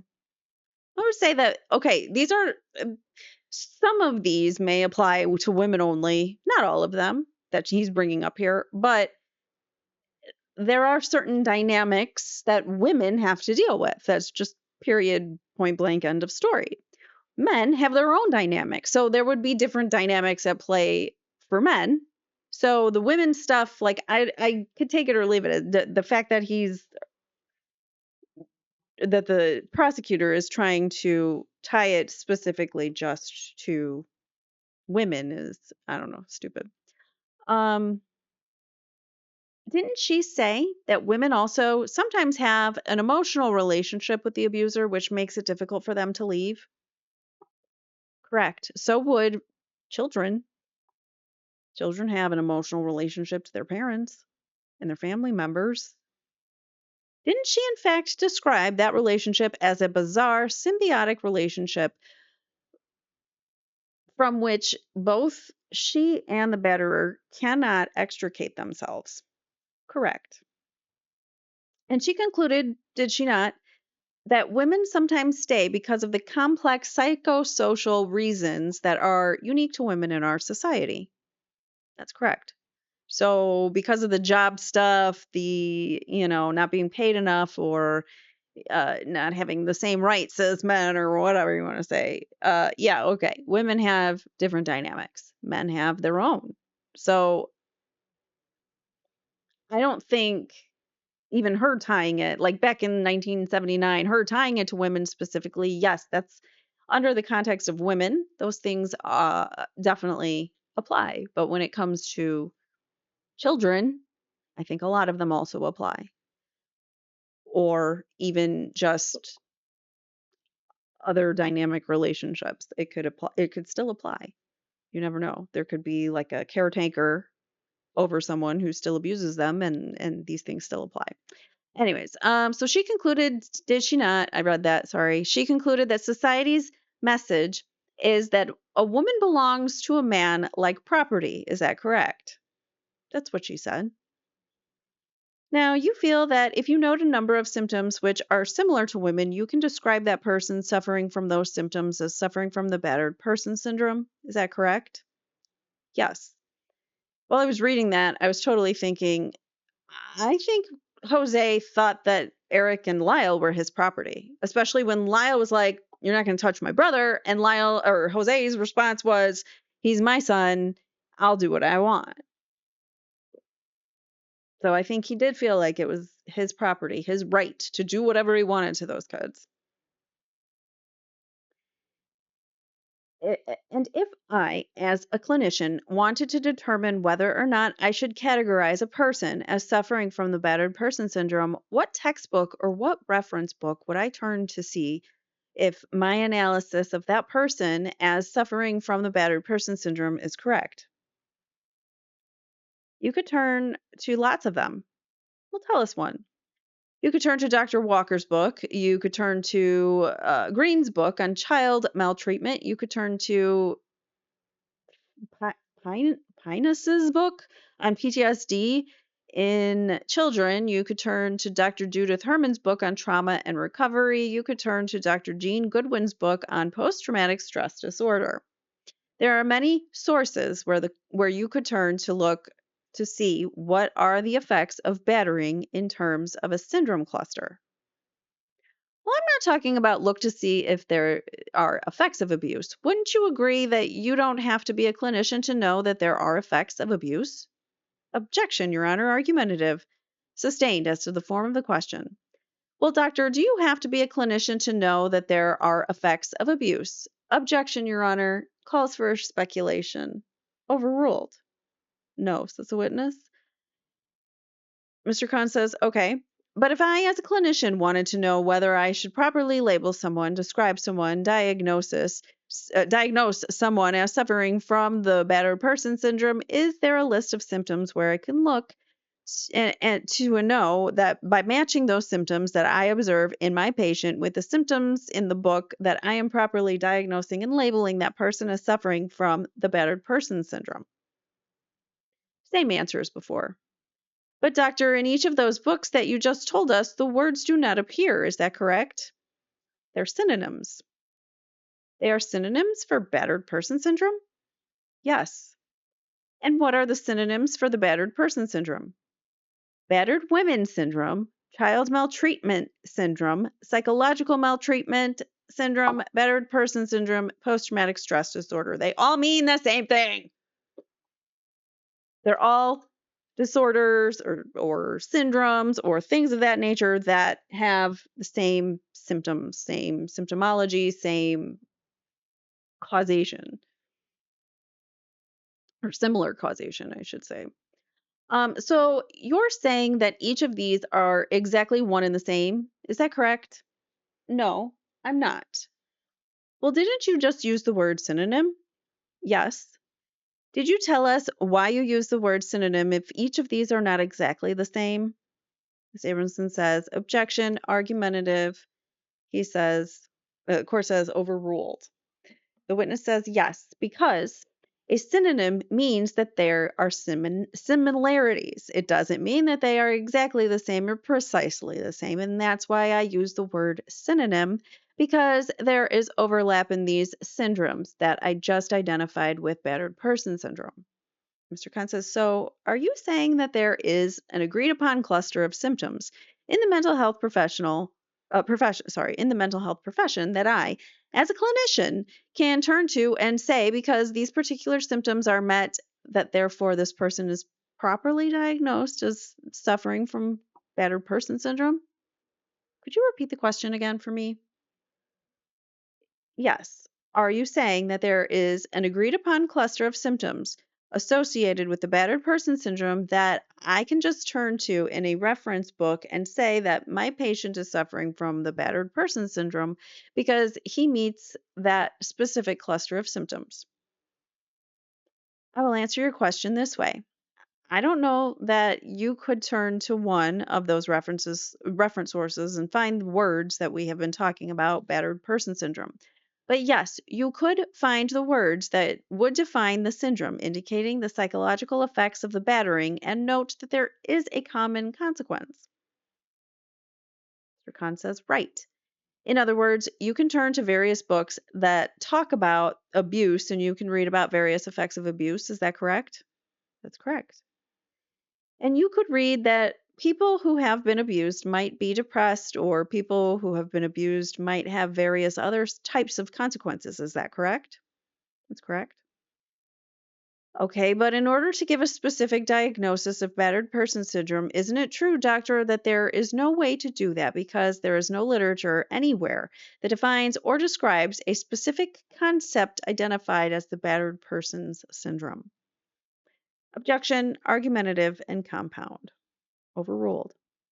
Would you repeat it again, please? Says the witness. Mr. Conn says, isn't it true that you cannot point to a single reference work that describes and defines specific symptoms as associated with a concept called the battered person syndrome? Again, I would say no.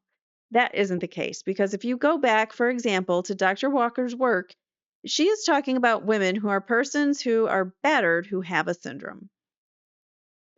Doctor, we have manuals such as the DSM so that there can be agreement in the profession that when certain symptoms are present, a specific condition is described. Is that correct? Objection, Your Honor. Argumentative and misstates the purpose of the DSM. The court says, overruled. Overruled. The witness can answer the question. Yes, says the witness. Mr. Khan says, and the DSM is no different from medical books, such as a medical book dealing with physical symptoms in a person that you can turn to and look for a specific symptom and have a common knowledge that there are specific diseases that can be identified by reference to the specific book. Is that correct? Yes. Okay. Now, the problem with the battered person syndrome is that at this point there is no agreed upon definition of what constitutes the battered person syndrome. Each and every clinician simply uses his own standards and says, "In my opinion, this person is suffering from the battered person syndrome. Who's to prove me wrong?" Is that correct? Objection, Your Honor. Argumentative. Sustained as to the form of the question. Mr. Khan says, "Well, doctor, without a specific reference while describing something called the battered person syndrome, isn't very clinician free, isn't every clinician free to apply their own subjective interpretation of what constitutes or what person will qualify as for a diagnosis of the battered person syndrome?" Objection, irrelevant, says Miss Abramson. The court says overruled. The witness says, "Please repeat the question." Mr. Khan says, "Yes. Isn't it true, doctor, that without a definition and description of the symptoms of a battered person syndrome published in any work, that each clinician then essentially uses his own determination as to whether or not they can diagnose someone suffering from the battered person syndrome?" That would be true. Not every scientific, or not very scientific, is it? If what you're describing is the case, no, that wouldn't be. And for that reason, people can come into court and say, "In my opinion, this person is suffering from the battered person syndrome." And another person may come into court and say, "In my opinion, this person is not suffering from the battered person syndrome." And there's no way to prove either one wrong because there really is no agreed upon definition of what uh, moving my hand around, couldn't get to my mouse in time. Um, in my opinion, this person is not suffering from that battered person syndrome, and there's no way to prove either one wrong because there really is no agreed upon definition of what the battered person syndrome is in the first place. Is that correct? Objection, Your Honor. Argumentative, calls for speculation, the court says. Sustained as to the form of the question. It is argumentative. Mr. Khan says, "Doctor, without an agreed upon definition of what constitutes the battered person syndrome, are clinicians, is it possible that is it possible then that clinicians can all reach different conclusions as to whether or not a person is suffering from the battered person syndrome?" Objection, Your Honor. It calls for speculation. Overruled. The witness says, "Yes, that's possible." Mr. Khan says, "Okay, so now let's turn to your own personal criteria upon which you determine that someone is suffering from the battered person syndrome." Objection, Your Honor. Argumentative. Overruled, says the court. "Do you have certain criteria that you, Dr. Wilson, look to?" "Sure. And it's based upon that criteria that you concluded in your opinion that Erik Menendez suffers from what you call the battered person syndrome. Is that correct?" "No." "Then what is it based upon?" "It's based upon my understanding of the corpus of the literature. The larger scientific body of the literature we have been talking about, Dr. Walker's work and Dr. Hart's work. We are talking about Dr. Jean Goldwyn's work at Cambridge Hospital with multiple trauma populations. It comes from other work in the scientific literature where they have identified the effects of battering and the consequences psychologically on the person that had those experiences. But what I am referring to is the specific cluster of symptoms," says Mr. Khan. "You have your own specific cluster that you rely upon. Is that correct?" Objection, argumentative. Overruled. The witness says, "I wouldn't say that I have a personal set. My set is what is derived from the scientific literature, from the published literature." Mr. Khan says, "Right. But what you're saying is, since there is nothing out that is defined as the battered person syndrome, you look to these other works and you say, in your point of view, certain symptoms will constitute the battered person syndrome because in other people's works that has been observed. Is that correct?" "That's correct. That is, that there are commonalities in the consequences of the experiences. And the commonalities vary depending upon the specific criteria that you're referring to. Is that correct?" Ms. Abramson says, "Objection, Your Honor. That's incomprehensible." The court says, "Do you understand the question?" "No, I think it's incomprehensible too." What did he say? And the commonalities vary depending upon the specific criteria that you're referring to. Is that correct? Yeah, I don't know. Mr. Khan says, okay, let me rephrase it. What you do is you pick the ones that you feel are most prevalent. Is that correct? I don't understand your question. Mr. Khan says, okay, the criteria that you use to determine whether or not a person is suffering from the battered person syndrome is selected from the body of literature dealing with abused persons. Is that correct? Yeah, that's fair. Okay, how do you decide in your own mind as to what criteria is going to be one of the criteria that you are going to rely upon in giving someone a diagnosis of a battered person syndrome? Okay, there are a number of things that I do. One, of course, is to establish their battering, that there is battering.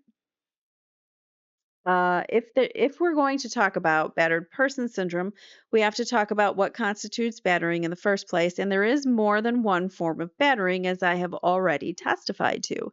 It could be physical or psychological. It could be sexual. There are many forms of battering that can take place. So that's the first criterion. Have those kinds of experiences occurred in the life of the person?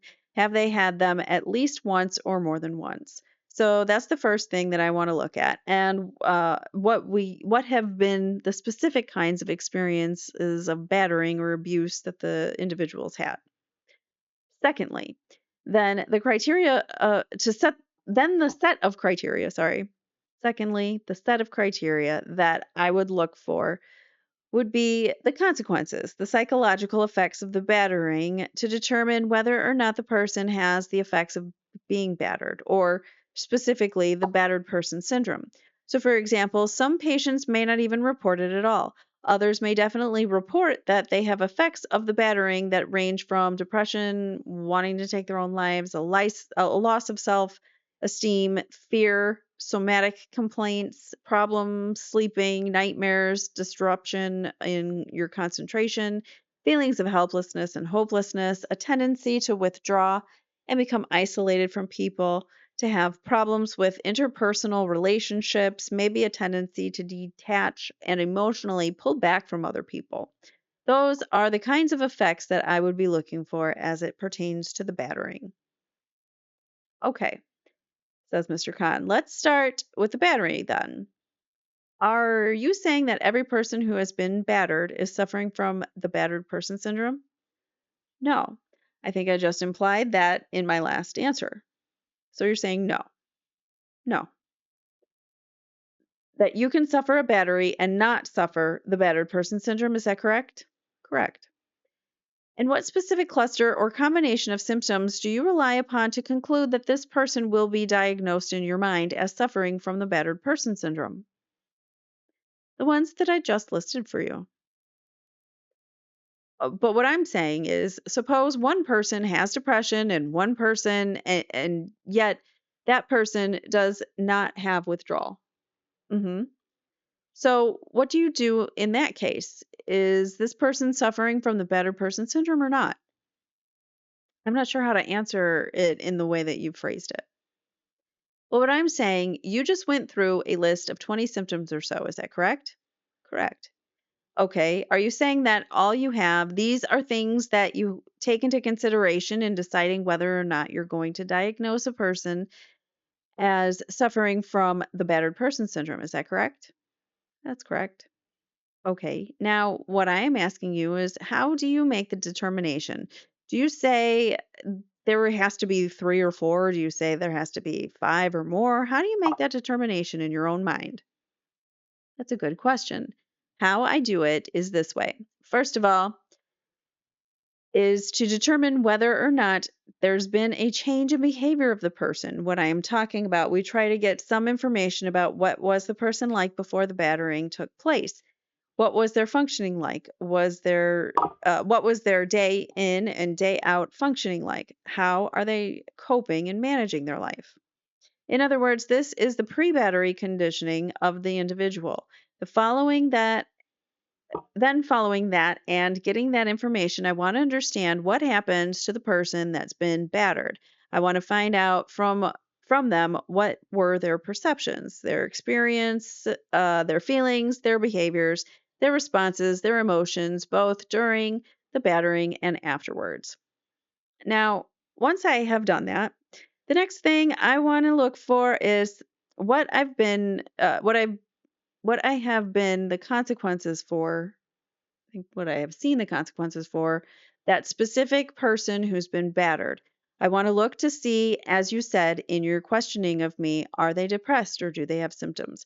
Well, if they do, then the question becomes, is there a relationship between the presence of that symptom and what happened to them in the battering? That's the key determination. So, if in my judgment there is a relationship between the onset of that kind of symptoms that I listed after the battering that were not there prior to. And we heard that Erik was a bubbly, happy, young, vibrant kid, just, having fun up until 6 years old when the battering started. And there is no other explanation for it. Then I would conclude that those symptoms are the product of battering. Okay, so suppose I said, for example, yesterday someone pushed me in the shoulder and today I feel depressed about it. Am I a battered person? Am I suffering from a battered person syndrome? I couldn't tell given that example. Why? I don't have enough information. Well, what would you need to know? I would need to know a lot of things, Mr. Conn. I need to know, Mr. Conn, have you been pushed in the past? Were you pushed the day before? If so, how were you pushed? Were you pushed lightly, or did somebody take an axe and have a good swing at your shoulder? I'd like to know, what was your response to the shove? Did you feel threatened, or was it an accident? Did you bump someone in the elevator going down on a break? What was the nature of that shove to you? That's important. I want to know your perception of that shove. Speaking of shoves and perception of shoves and things like that, I've talked about it on this channel before. My aunt and uncle lived in Manhattan during 9/11. My uncle died in the World Trade Center. Um, but that's not why I bring this up. I'm only bringing it up to say I went to go visit my aunt and uncle when I was a kid. I was a young adult, very young adult, probably like maybe 20 years old. Yeah, I think I was 19 or 20. Anyway, so my sister and I went and visited. We drove out there with my sister, my brother-in-law, and we went and visited for the Thanksgiving Day weekend in New York City.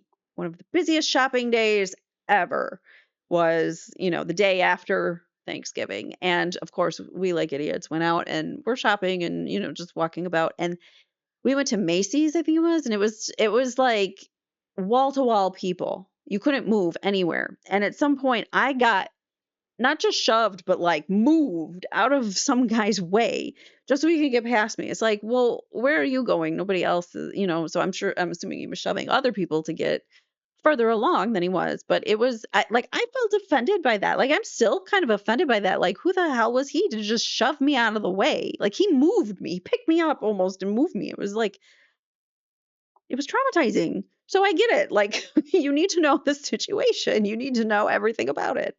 A shove can be traumatizing, actually, jackass Con. So now you know, in your face, again, being shoved can be traumatizing. And I'm proof of that. And that was over 20 years ago. I will not give my age out, but it was well over 20 years ago, and I'm still mad about it. So there's that. He continues on to say, and then the other thing I would want to explore with you, Mr. Khan, is whether or not you've had depression in the past and what other things are going on in your life right now that may cause you to feel depressed. I would want to try and sort those things out to see if there is a relationship between what you report to me about being depressed and whether or not there's other things going on in your life that would contribute to that same symptom. So that's the way I would proceed to determine whether or not your response, as you characterized it in your question, would in fact, be related. All right. Suppose I was to tell you, up until yesterday, I was a happy go lucky guy and I was trying to get into the elevator, and there was a guy inside the elevator and he pushed me and shoved me and stopped me from getting in. and he pushed me in a very hostile way, and it made me feel bad and I feel depressed. Am I suffering from battered person syndrome? Same as I answered before. He needs more information. What more information would you need to know? Same as I did before. And basically, what you're doing, doctor, since there are no standards that make up the battered person syndrome, you can make this up as you go along and decide in your own mind whether or not a person is suffering from the battered person syndrome. Is that correct? Objection, argumentative. The court says sustained. Mr. Khan says, there is no criteria you can look to, doctor. If I were a clinician and I wanted to determine whether or not a person is suffering from the battered person syndrome, can you think of a way that I can look at a book and reach that conclusion without calling you up on the phone and saying, Dr. Wilson, do you think this person is suffering from a battered person syndrome? Can I think of a way you would look at a book to determine that? Yes. Yeah, I can. How would you do that, doctor? I would say, Mr. Khan, I think you ought to take a look at Dr. Judith Herman's article on complex post traumatic stress disorder or disorders of extreme arousal not otherwise specified. These are two different publications of Dr. Judith Herman in the last 5 years, and in those publications, she outlines a set of criteria about how you would go about doing exactly that. Mr. Khan says to constitute the battered person syndrome, well, it's what she's calling complex post traumatic stress disorder or disorders of extreme stress, not otherwise specified. Now, your question was, could I refer you to a book? And my answer is, you could go there and look at those things. To determine if a person is suffering from the battered person syndrome, that's my question. Yes, you could do that. So you're saying that if you think you're saying that if a person meets the requirement of complex PTSD, then that person is suffering from the battered person syndrome. Is that correct? Potentially, yes. Potentially, but not necessarily? Not necessarily correct. Okay, so again, how does a person know whether or not if a patient is suffering from complex PTSD, whether that person is also suffering from battered person syndrome? That's a good question. The way you would determine it is this way. What Dr. Herman in her definition of complex PTSD is talking about is that there are consequences to trauma and stressful life events that are more than just what's listed in the DSM-4.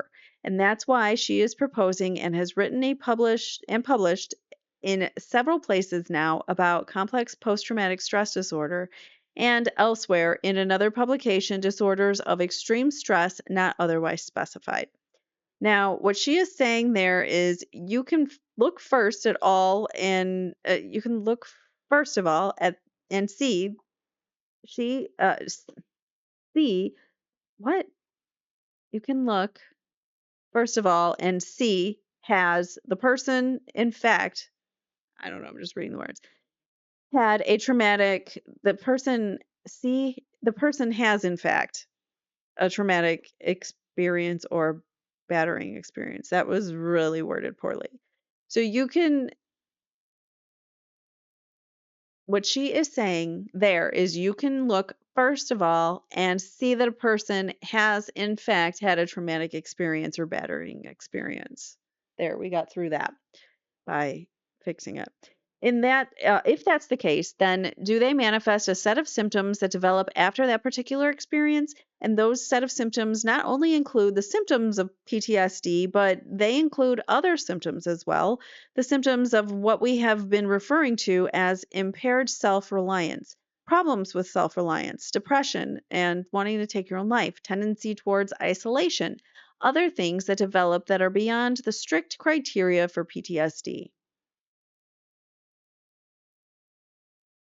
Mr. Khan asks, and since the time of the hearing that was conducted in this court, have you made any additional efforts to find any works which use the term battered person syndrome? Ms. Abramson says, I'm going to object given the result of that hearing. The court says again, the purpose is just to fix a time and ask whether or not the witness has done anything since then. That's the only purpose of the question. So overruled. The witness says the answer is yes. Mr. Khan says, and other than the article by the law student, have you been able to come up with any other works that make reference to the battered person syndrome by that name? Specifically by that name? No. Well, let's talk about PTSD then. PTSD is recognized by the American Psychiatric Association, and is that correct? Yes, it is. Okay, and you find it by looking at the DSM. Correct.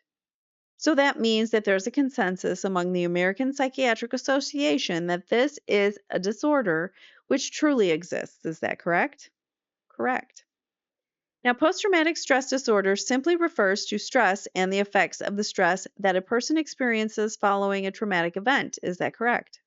That's correct. Okay. Now, to determine whether or not a person is suffering from post traumatic stress disorder, then you can turn to the DSM and you can look at the specific set of symptoms that are agreed upon by the psychiatric community as constituting PTSD. Is that correct? That's correct. Okay. And what is the numerical classification of PTSD? It's 309.81. Now, post traumatic stress disorder is not limited to veterans of wars, but extends to people who survived car crashes as well. Is that correct? Yes. And how prevalent is post traumatic stress disorder among the general population? The estimates vary. The most recent published data in terms of prevalency rates suggest a range between 1 and 36% of the American population, with current prevalent estimates around 20% for the general population. So you're saying that 20% of all people in our society are suffering from PTSD? No, that's not what I'm saying. I bet it is probably more than that. Let's do a little search on the Googles. All right, so globally, 13 million adults, roughly 5%, live with PTSD in any given year. So it could change. People, can overcome it. New people can get it. Um, Across their lifetime, nearly 7 to 8% of the general population will experience PTSD, with women affected at roughly double the rate of men. That's kind of shocking. Women at the double, well, moms trying to be moms and work, and yeah, I buy it. I believe it. Um, so what you're saying is 20% of all people in our society are suffering from post-traumatic stress disorder? No, that's not what I'm saying. I'm saying in terms of lifetime experiences, looking at the epidemiological studies that have been conducted to determine the prevalence rates of post traumatic stress disorder, both in the general population and in specific populations. There's a range of prevalence estimate that goes from as low as 1% and to as high as 36%. If we look at the epidemiology, I can't say that word, and say, given lifetime experience, what is the estimate over the course of a lifetime of an individual in our country? The estimates are about 1 out of 5 people. Now it's 7 to 8%. Okay. Gotta move around. My hip is hurting me. Next question from Mr. Khan. Now, for a clinician to determine whether or not a person is suffering from post-traumatic stress disorder, then the clinician would first make a determination as to whether there's a stressor. Is that correct? Correct. And then the clinician would look to several clusters of effects of that stressor. Is that correct? Correct. And there are 3 clusters.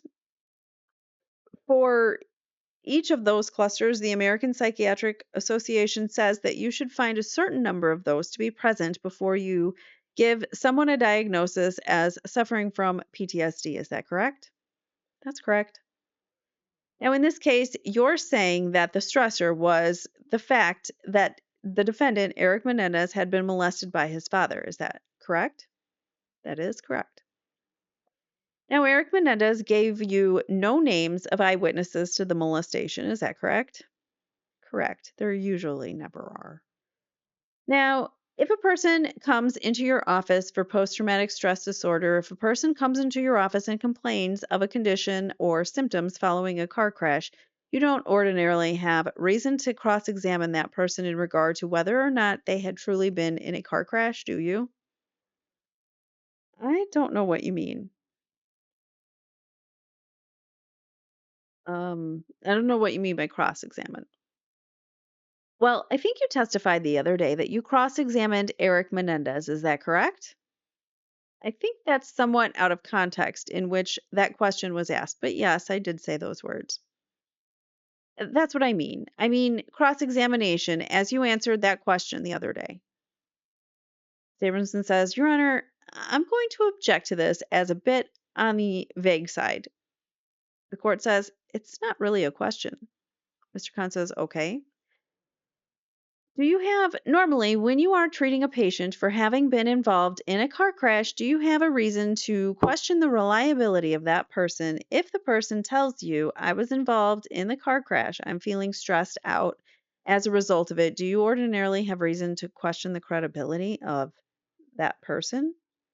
No. And you don't conduct an investigation and call up the insurance agency or the local police agency to find out if a car crash truly occurred and was reported, do you? No. I don't call those agencies. Often I'll request the patient bring in that kind of information. Okay. And the reason why you don't normally do that is because as a psychologist, you're in basically what you could be called a helping position. Is that correct? That's correct. And to go even further, from a clinical point of view, it really doesn't make a lot of difference whether or not I verify that because I'm trying to understand what it is that's going on with the person who comes in the office. Okay. And so whether or not the person was involved in a car crash doesn't make much difference because this is still a person who needs treatment and you want to give the person treatment. Is that correct? Correct.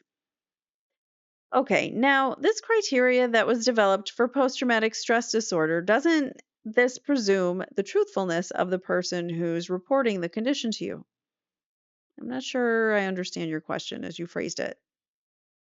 Well, the criteria that is listed for post traumatic stress disorder relies to a great extent upon self report.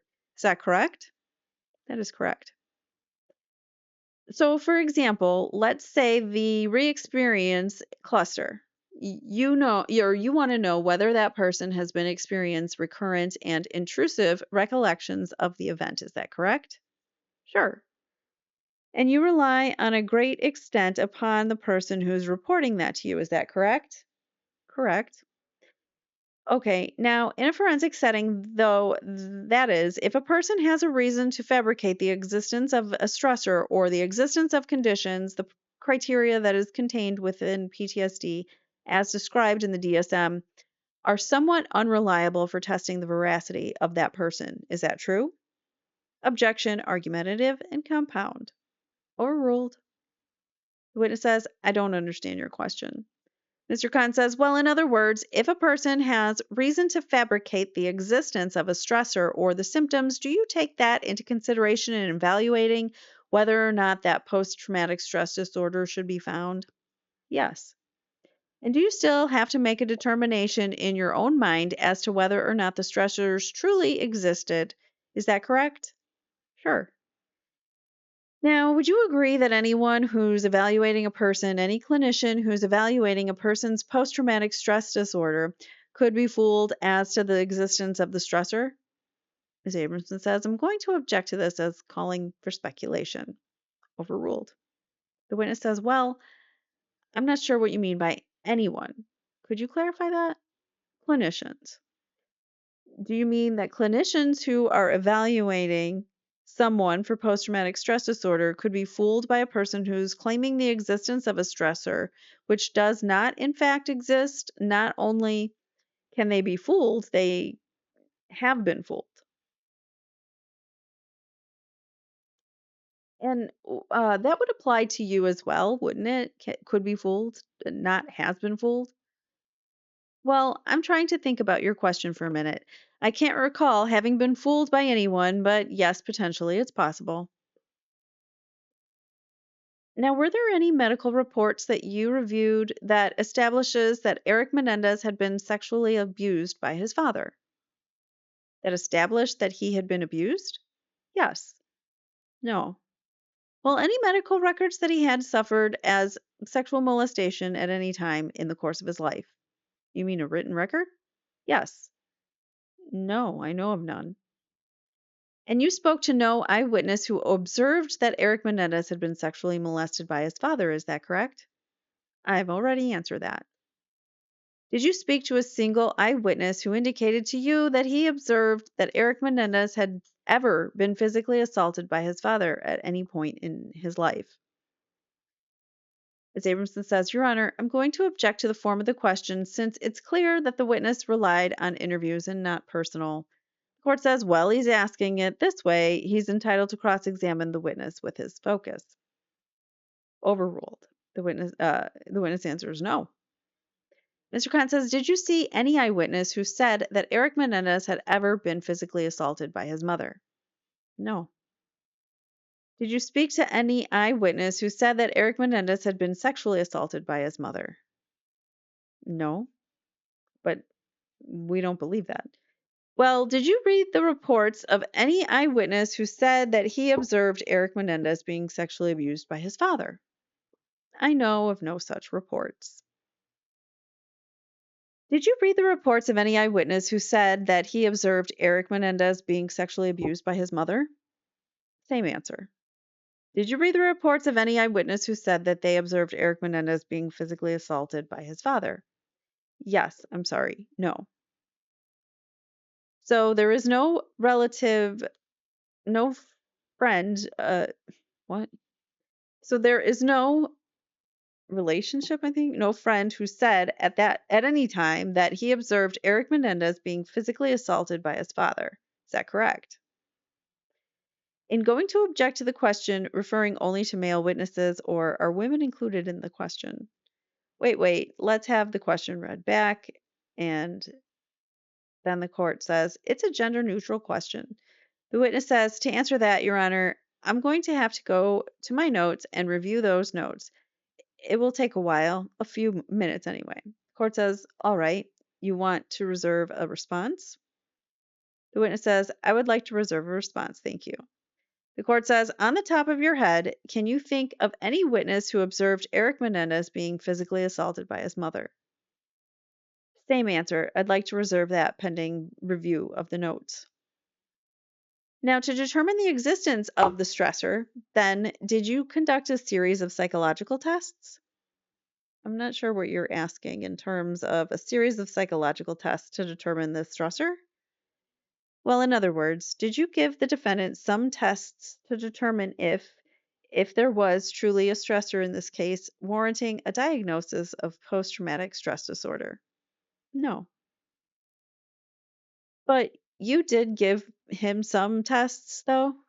Is that correct? Correct. Why did you give him the tests? Well, the tests were designed to measure the symptoms of PTSD, as well as to measure general psychiatric symptoms across a number of clusters. Additionally, those tests were administered to look at issues of potential impairment in areas of self reliance as well. So, those tests don't help you in deciding the truthfulness of the claim of Erik Menendez that he had been sexually molested. Is that correct? No, that's not quite correct. Well, can you tell us how the tests help?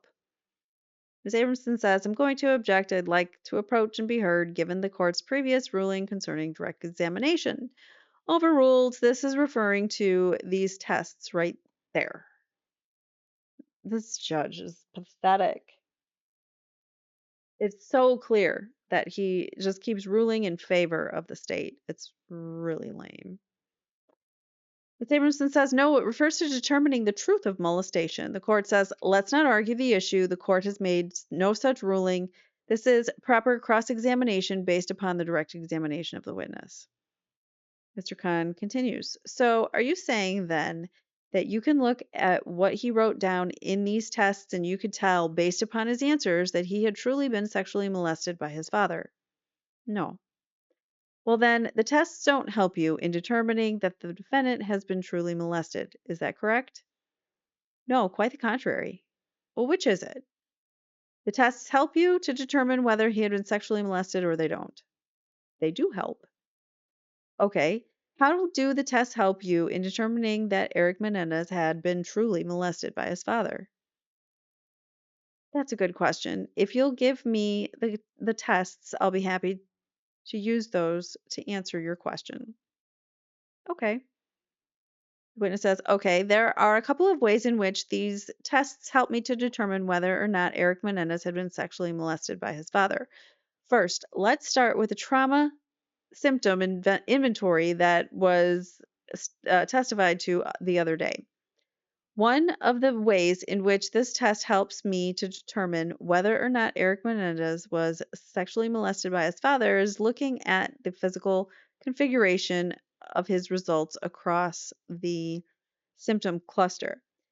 And I talked about he has elevations or clusters on post-traumatic stress disorder symptoms that are indicative. The sentence is so long, indicative of having had a traumatic experience. That's number one. Some of these sentences, it's like, ugh, it's so hard and choppy to get through. Number two, the profile of Erik Menendez was then compared to the normative profile for PTSD for persons suffering from PTSD stress disorder as as identified as positive cases that were verifiable through the general population. That comparison reveals that on the specific scales measuring post traumatic stress disorder, he has higher elevations, and furthermore, the pattern of the elevation is where he goes from highest to lowest, with intrusive re experiencing to anxious arousal to depression to disassociation to impaired self reliance matches the profile for positive cases, including persons who have a history of sexual abuse. So, this information helps me to see that his responses are consistent with other persons who have had that kind of trauma experience. That's one piece of data from the psychological testing. The next thing that I looked at that was useful to me in determining whether or not he had experienced sexual molestation by his father was also looking at his response to the impact of event scale. As you recall, we administered this for two time periods, as he recalled it for 1989, the week of August 20th, and he took it from he took it from me on December the 17th, 1995, in the Los Angeles County Jail. Now, as he recorded his responses about how frequently he had specific symptoms that were identified in reference to sexual molestation by his father, I also asked him to give me some examples of what that meant for each of these various symptom clusters, and he was able to produce, quite freely, specific examples of sexual molestation for each of those various symptoms that he responded to first, in terms of the test item, and secondly, upon my probe about why he responded affirmatively. Thirdly, we did the same thing in the clinician administered post traumatic stress disorder scale, the CAPS, from the National Center of Post Traumatic Stress Disorder. But this is even more detailed because the way the CAPS is structured, it's a protocol that follows a common format for all clinicians administering this to a person who reports a traumatic experience, and the instructions require the clinician to inquire of the patient, to inquire of the person responding to these questions: how frequently they report that particular system of PTSD in the cluster that you identified from the manual, and then it asks to list examples, and for each and every question in the caps pertaining to each and every symptom of post-traumatic stress disorder, Mr. Erik Menendez was able to generate freely examples that met with particular phenomenon all the way through the protocol. Addition to that, There were other questions asked at the end of the questionnaire that dealt with what we referred to as the other day as associative hypothesis. Blah, blah. Read that again. To the other day as associative hypothesized features of post traumatic stress disorder, things such as guilt, problems with authority, disillusionment with authority, homicidality, feelings of hopelessness, and others.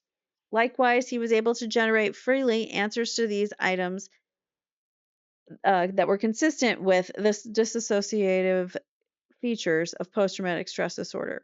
So, following the structured protocol from the National Center for Post Traumatic Stress Disorder, Mr. Menendez again met the diagnostic criteria and generated specific responses that pertain to sexual molestation by his father. So, using those three data sources that measure trauma symptoms, trauma related symptoms such as impaired self reference, looking at specific responses on the impact of events scale to the probed sexual molestation by his father, and then going through the entire CAPS for every single symptom cluster and associated feature, he was able to give particulars to each and every item.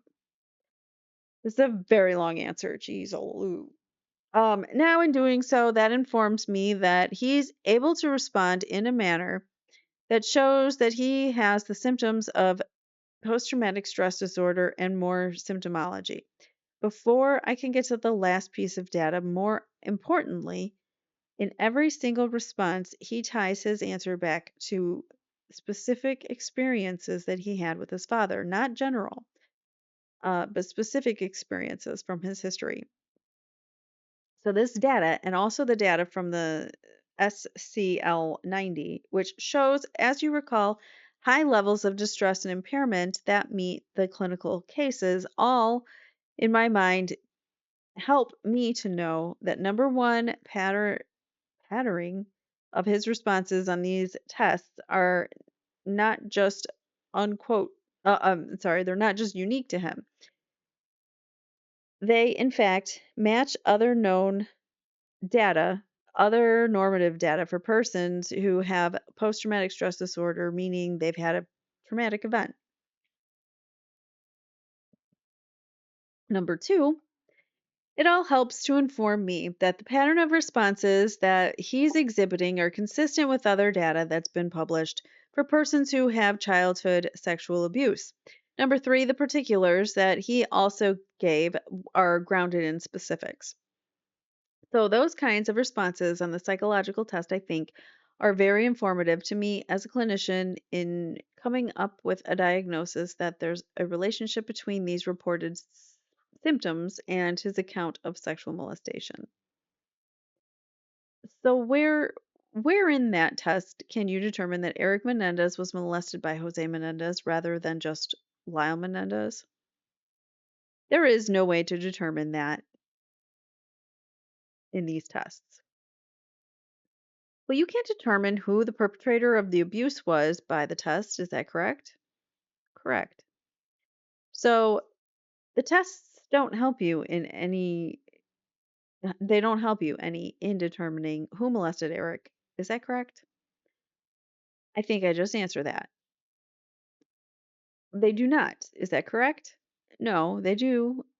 They do because in each and every instance, he, Erik Menendez, refers to his father.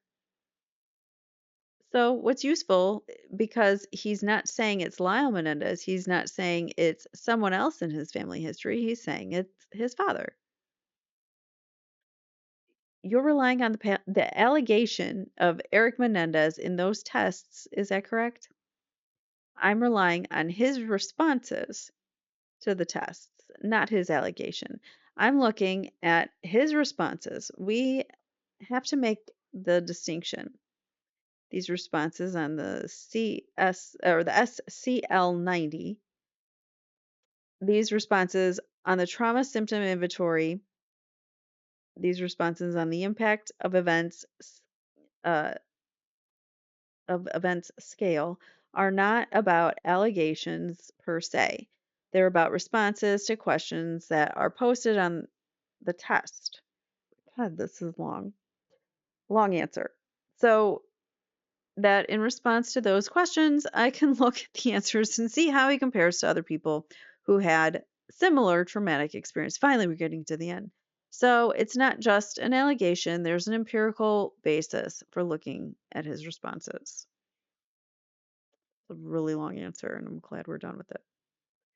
That answer, seriously, it was like putting me to sleep. So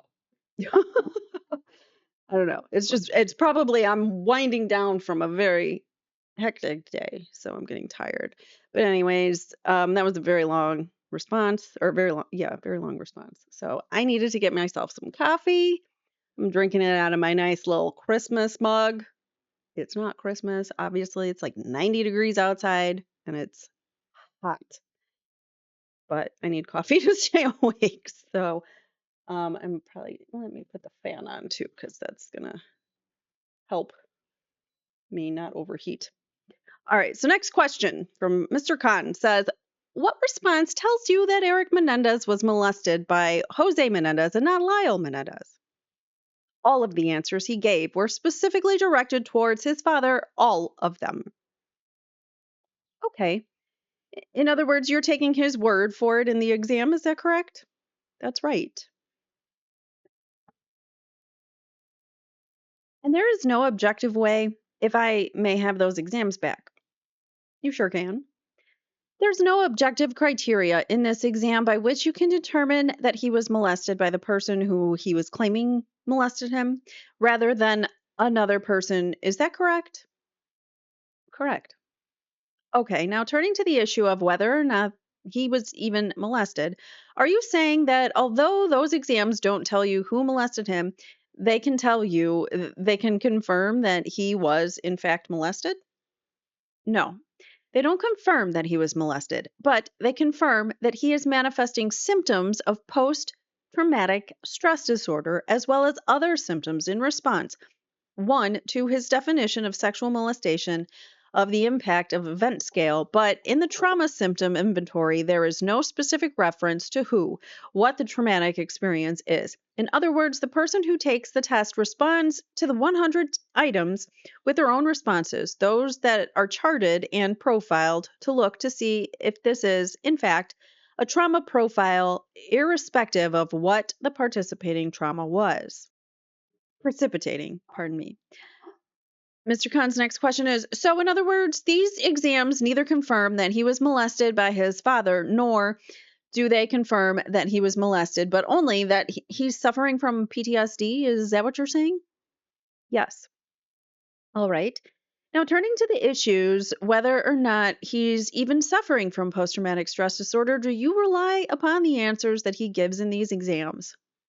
Yes. And when he filled this out, he was awaiting charges on a capital case. Is that correct? That's correct. And you realize that if he's in sorry, and you shush, and you realize that he's awaiting trial on a capital case, he may have a motive to misrepresent somewhat. Would you repeat that question for me? Yes. Do you feel that Erik Menendez awaiting trial on a capital case might have a motive to misrepresent his symptoms in this case? Do I feel that? No, I didn't feel that he had a motive to misrepresent. Do you feel that people who are on trial in a potential death penalty case have motive to misrepresent their symptoms? Ms. Abramson says, I'm going to object to that, Your Honor, as calling for speculation. Overruled. You can answer the question. The witness, Dr. Wilson, says, please, Mr. Conn, repeat the question for me. Yes. Do you feel that people who are on trial for a capital offense might have a motive to misrepresent the nature of their mental state at the time of the commission of the crime? They might have a motive, that's true. Okay. Now, the questions that you ask, let's turn to some of these tests specifically. Ms. Abramson says, Your Honor, I would ask for a recess. You need a recess? I think the witness needs a recess. The witness says, I could use a glass of water in the men's room, Your Honor. The court says, okay, we'll certainly Uh, well, certainly. Ms. Abramson says, I can tell when he's uncomfortable. The court says, just raise your hand. The witness says, one or two, please. The court says, we'll take a recess and resume at 10 minutes after the hour. So let's break it down just a sec before we continue. I feel like the prosecution is kind of winning. If you say, who's winning with the witness, like did the defense win or did the state win when they are examining them? I think right now there are too many wins for the state, but it's because they're allowed to get into things that probably shouldn't be coming in, that are too prejudicial or biased or whatever, because the judge is allowing everything in. So that's where I am with that. That's what I'm feeling.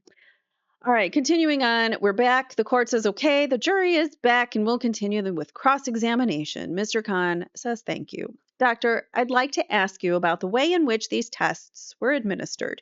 You indicated that you administered all 4 exams on the same day. Is that correct? Correct. How long did it take for you to administer the exams? My recollection is around 3 hours. Who actually filled out the exam? Was it yourself or Mr. Menendez? I did. So you read the questions to him and he gave you answers?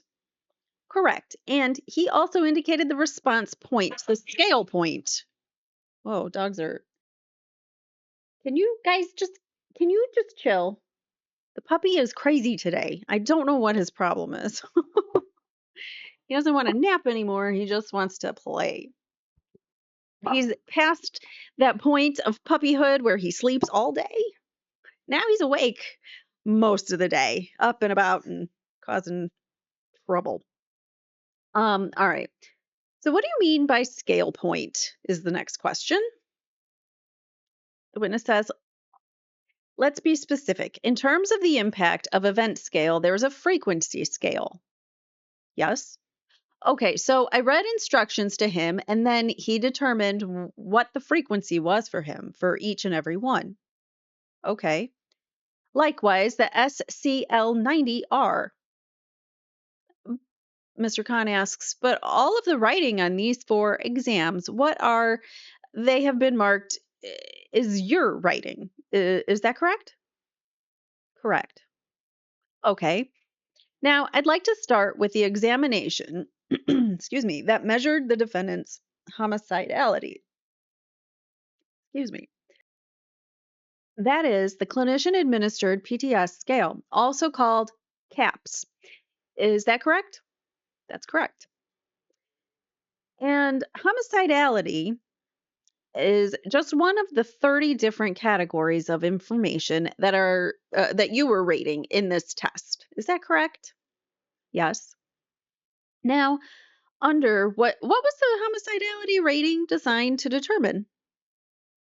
Basically, the homicidality rating is in that part of the questionnaire is an associated feature of post-traumatic stress disorder. And hold on, got dog issues. Dr. Wilson says basically the homicidality rating in that part of the questionnaire is an associated feature of post-traumatic stress disorder.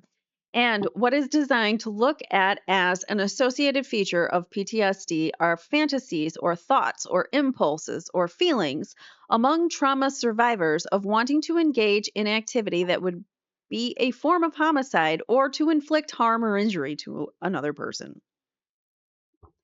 What would the difference or what would the significance of this particular rating tell you? Well, it would tell the degree to which a person may have those kinds of thoughts. And Mr. Menendez rated 0 in regard to the homicidality category. Is that correct? Yes. And what does the 0 rating tell you? If I can have the questionnaire, I can explain it better from that. Thank you. Yes, what it tells you in this report is whether or not there have been times when they felt like seriously harming or even killing someone. Is this different than how you were before the event? And how often have you felt this way in the past month? And then the other component is at their worst, how strong were these feelings of wanting to harm or kill anyone?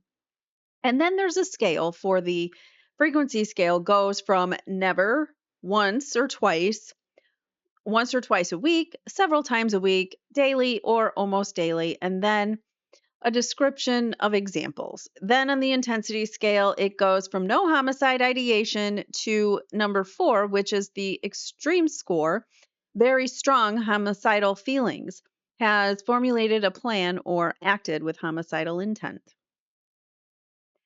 So, what you do then to give the defendant a homicidality rating is you ask him 2 questions. Is that correct?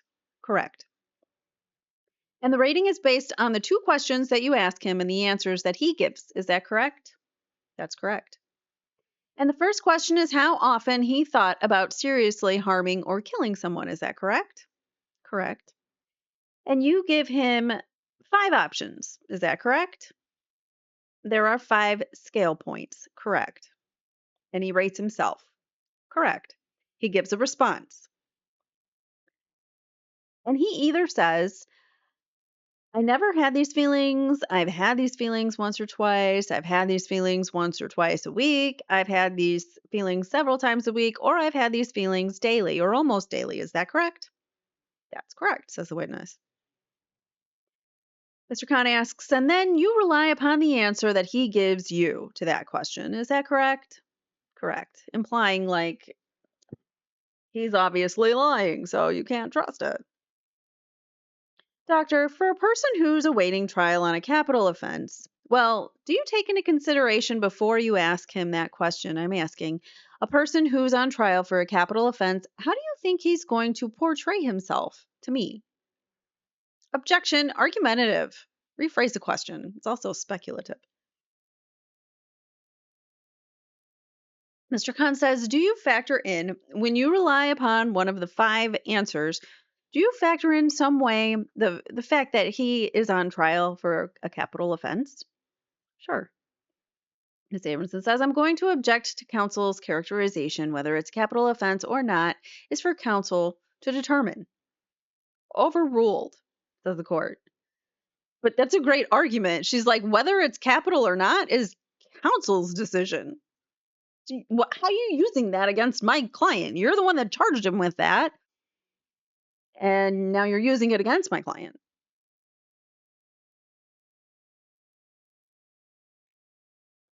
It doesn't seem quite fair. The witness says the answer was sure. Mr. Khan asks, okay, so how do you factor that into when you're rating this particular question? I factor it in because I'm clearly aware that he is in a legal situation, and that's the context in which he finds himself, and that's the context in which I'm doing the assessment. What you're saying is you accepted the score that he gave himself, is that correct? He doesn't give himself a score per se. I read the scale points and he determined what his response is, and then I mark those. Right, right.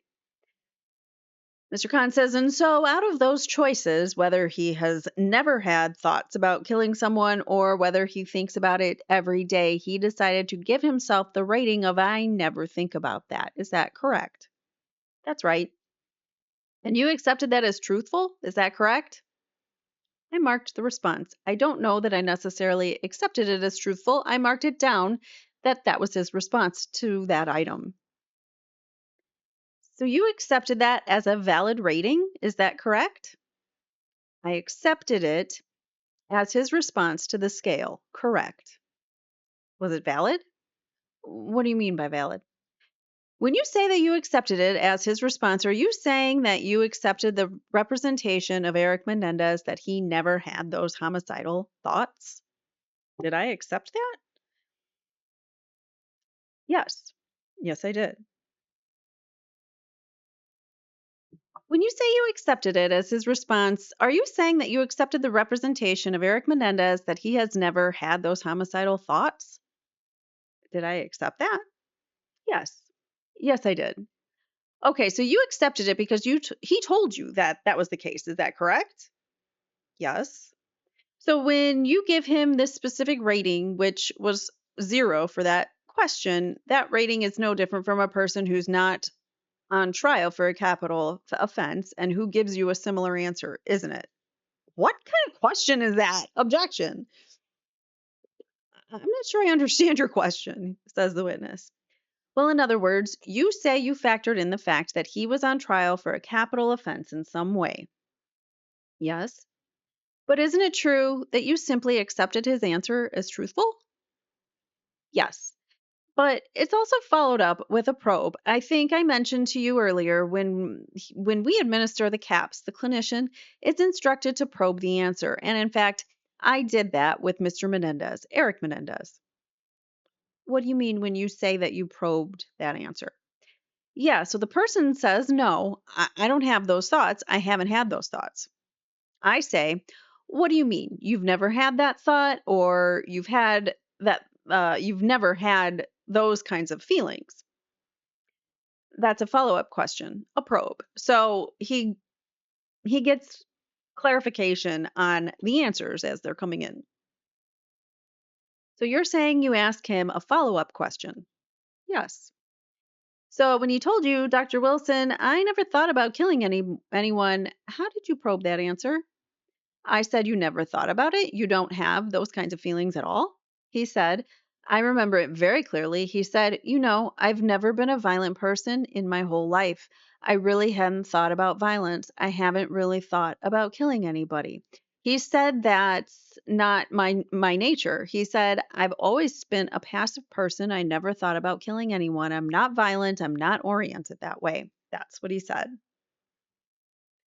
Was that the end of his probe? Yes. And then you gave him the rating of 0 based on the dialogue. Is that correct? Yes. And then you asked him one more question going to homicidality. Is that correct? Correct. And the second question that you asked him was, at their worst, how strong were these feelings of wanting to harm or kill someone? Is that correct? Correct. And again, he was asked to rate himself. Is that correct? Correct. And since he never had any feelings of killing someone, he automatically scored 0 rating on the category. Is that correct? Correct. So he got a perfect score on those two answers of never having feelings about killing people. Is that correct? No, that's a mischaracterization of the way the instrument is scaled. There's no perfect score on this instrument. There's only a rating of symptoms and responses. Okay, he got a rating of 0 in homicidality based upon those two questions alone. Is that correct? And the probes, correct. And the probes. Now, before you ask him those questions, did you tell him, Mr. Menendez, it's very important to be truthful with me? Before I asked him these two questions? Yeah. No. Well, before you gave him this test, did you tell him, Mr. Menendez, it's very important you're truthful with me? Before I gave him all the tests, there were instructions about the testing procedure, including the need to be forthright and honest. Okay. And then you said that he had been forthright and honest. Is that correct? He said, he understood. Okay. And you accepted everything he said in the test. Is that correct? I'm not sure what you mean by accepted everything he said. I mean, you never, or you did little probe after each question and you satisfied yourself with that. Uh, Start over. And I'm going to do it in that mean tone too. I mean, you did a little probe after each question and you satisfied yourself that you had probed enough. You accepted each and every single one of his answers. Is that correct? Again, I don't know what you mean by accepted. I wrote down the scale point and I wrote down the answer to the probe or the answer to the response that he gave for each of the specific items on the caps. Right. But the assumption there is he was being truthful with you. Is that correct? Yes. This CAP test then consists of 32-part questions, such as the ones that I just asked you. Is that correct? Yes, for all of the PTSD symptoms and the associated features. Okay. And were you surprised at all that a person who was on trial for a capital offense might want to portray himself as not wanting to kill? that your question? Yes. Was I surprised at all that he portrayed himself as not wanting to kill anyone?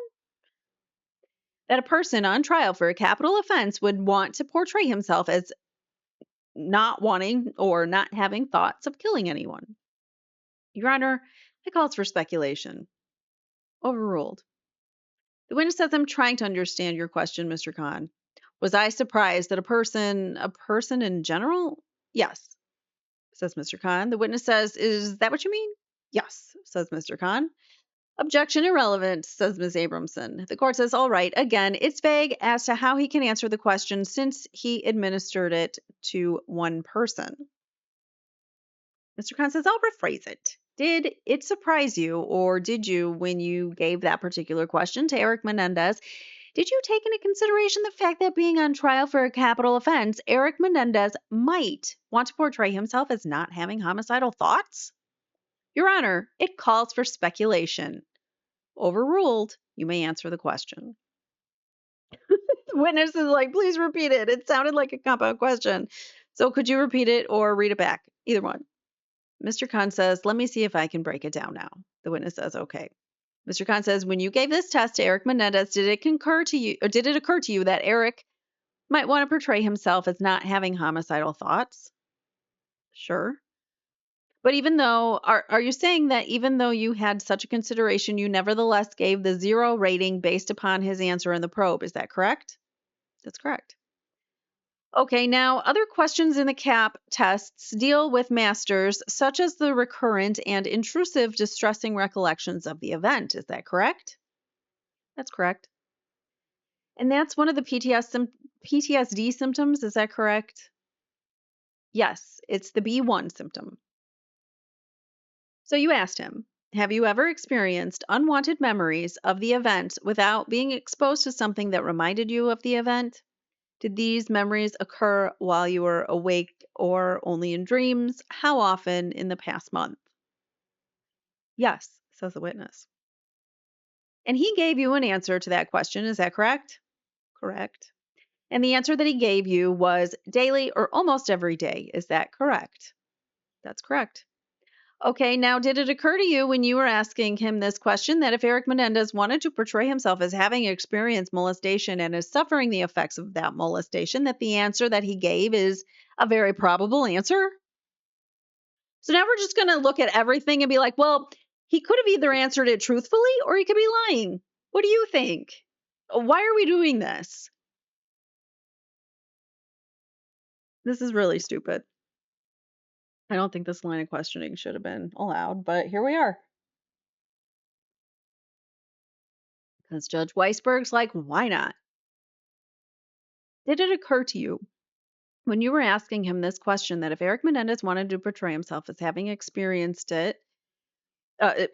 molestation and is suffering the effects of that molestation, that the answer that he gave is a very probable answer? I think that's a compound question, Your Honor, says Ms. Abramson. The court says, do you understand the question? The witness says, it seems to me to be a compound question with 2 parts. I'm not sure I do understand. Okay, we'll break it down. Mr. Conn says, okay, did it occur to you that when you asked him that question that Erik might want to portray himself as suffering symptoms of a stressor? Sure. Did it occur to you that if he did want to portray himself, that he'd be more likely to pick the category that he suffers intrusive and distressing thoughts often, rather than saying, I never suffer such intrusive, distressing thoughts? I don't know what your question is. Good. Fight. Push back on these stupid questions. Mr. Conn says, yes. Did you feel that if he were in fact motivated to portray himself as suffering from symptoms of molestation, he would be more likely to pick the category that says, I suffered all the time, rather than saying he never suffered? Your Honor, this is argumentative, in my opinion. Overruled. Oh my God. None of this should be coming in my opinion. I think this is all very improper questioning. The court says, but do you understand the question? The witness says, as I understand Mr. Conn's question, he's saying if I were to assume he were so motivated? Uh-huh, says Mr. Conn. The witness says, would he have represented himself in that fashion? That's how I understand the question, Your Honor. Uh-huh, says Mr. Conn. The witness says, if that's your question, the answer would be, did I? Yes. If he were so motivated, he could have done that. Okay, says Mr. Conn. Did you factor that in any way when you gave him this rating? Yes. How did you factor it in again? By the follow-up probe. Yes. Um, and do you recall the question that you asked him? Yeah. In what ways do you re experience what happened to you? And he gave a very spontaneous answer to that probe. He said, I experience it every day. And then I asked, is there a day that goes by, Mr. Menendez, when you don't experience recollections about the sexual molestation with your father? And he says, no, I have them all the time. And then he went on to say, in fact, I've had them most of my life. I had them when I was in school. I had them when I was playing tennis. I had them when I was home. I had them in bed. He said they've always been there. This was the answer to the probe. Was that the full extent of the probe? Yes. And then after having that probe with him, you gave him the number 4 rating, which is the most severe rating on the scale. Is that correct? I would not use the word severe. This is a scale from less frequent to more frequent. Okay. It was the highest rating. Is that correct? It represents the most frequent report of that specific symptom of post traumatic stress memory. It was a rating from 0 to 4, and you gave him a 4. Is that correct? Correct. Okay. And were you relying upon his truthfulness when you gave him that rating? In part, yes. In part. It's not the only thing that I was relying on, but partly. And then after asking him about the frequency that he has those recollections, you then asked him about the intensity. Is that correct? Correct. And he gave you an indication of the extreme intensity category. Is that correct? That's correct. And did you ask a probing question about that? Yes. If you'll give me the instrument, I can answer more. Yeah, the intensity question asked for this particular item that you're asking about at their worst. How much distress or discomfort did these memories cause you? Did they cause you to stop what you're doing? Are you able to dismiss the memories if you try? After he answered, that they were extremely distressing, I said, in what specific ways can you tell me about that they were distressing and what were their effects? And he says, I would cry. I would shake. Sometimes I would tremble and I'd be on the floor. I would lie in bed. He said he was upset. I had problems in concentration in school. I wrote this down. Problems in concentration in school and in tennis. I made excuses to girlfriends and to people not to do things. He said they were there all the time, these thoughts. So, what was the extent of the probe? Or was that the extent of the probe? Yes, says the witness. Okay. Then, after you had that probe with him, you gave him the highest rating on that scale. Is that correct? Absolutely. Once again, did you feel that if he were so motivated to portray himself as someone who was suffering from the severe effects of molestation, he might be inclined to give you an answer that would get the highest rating? Again, you're asking that. I take it if he were so motivated in a hypothetical sense. Is that correct? Sure, that's my question. Yes, says the witness.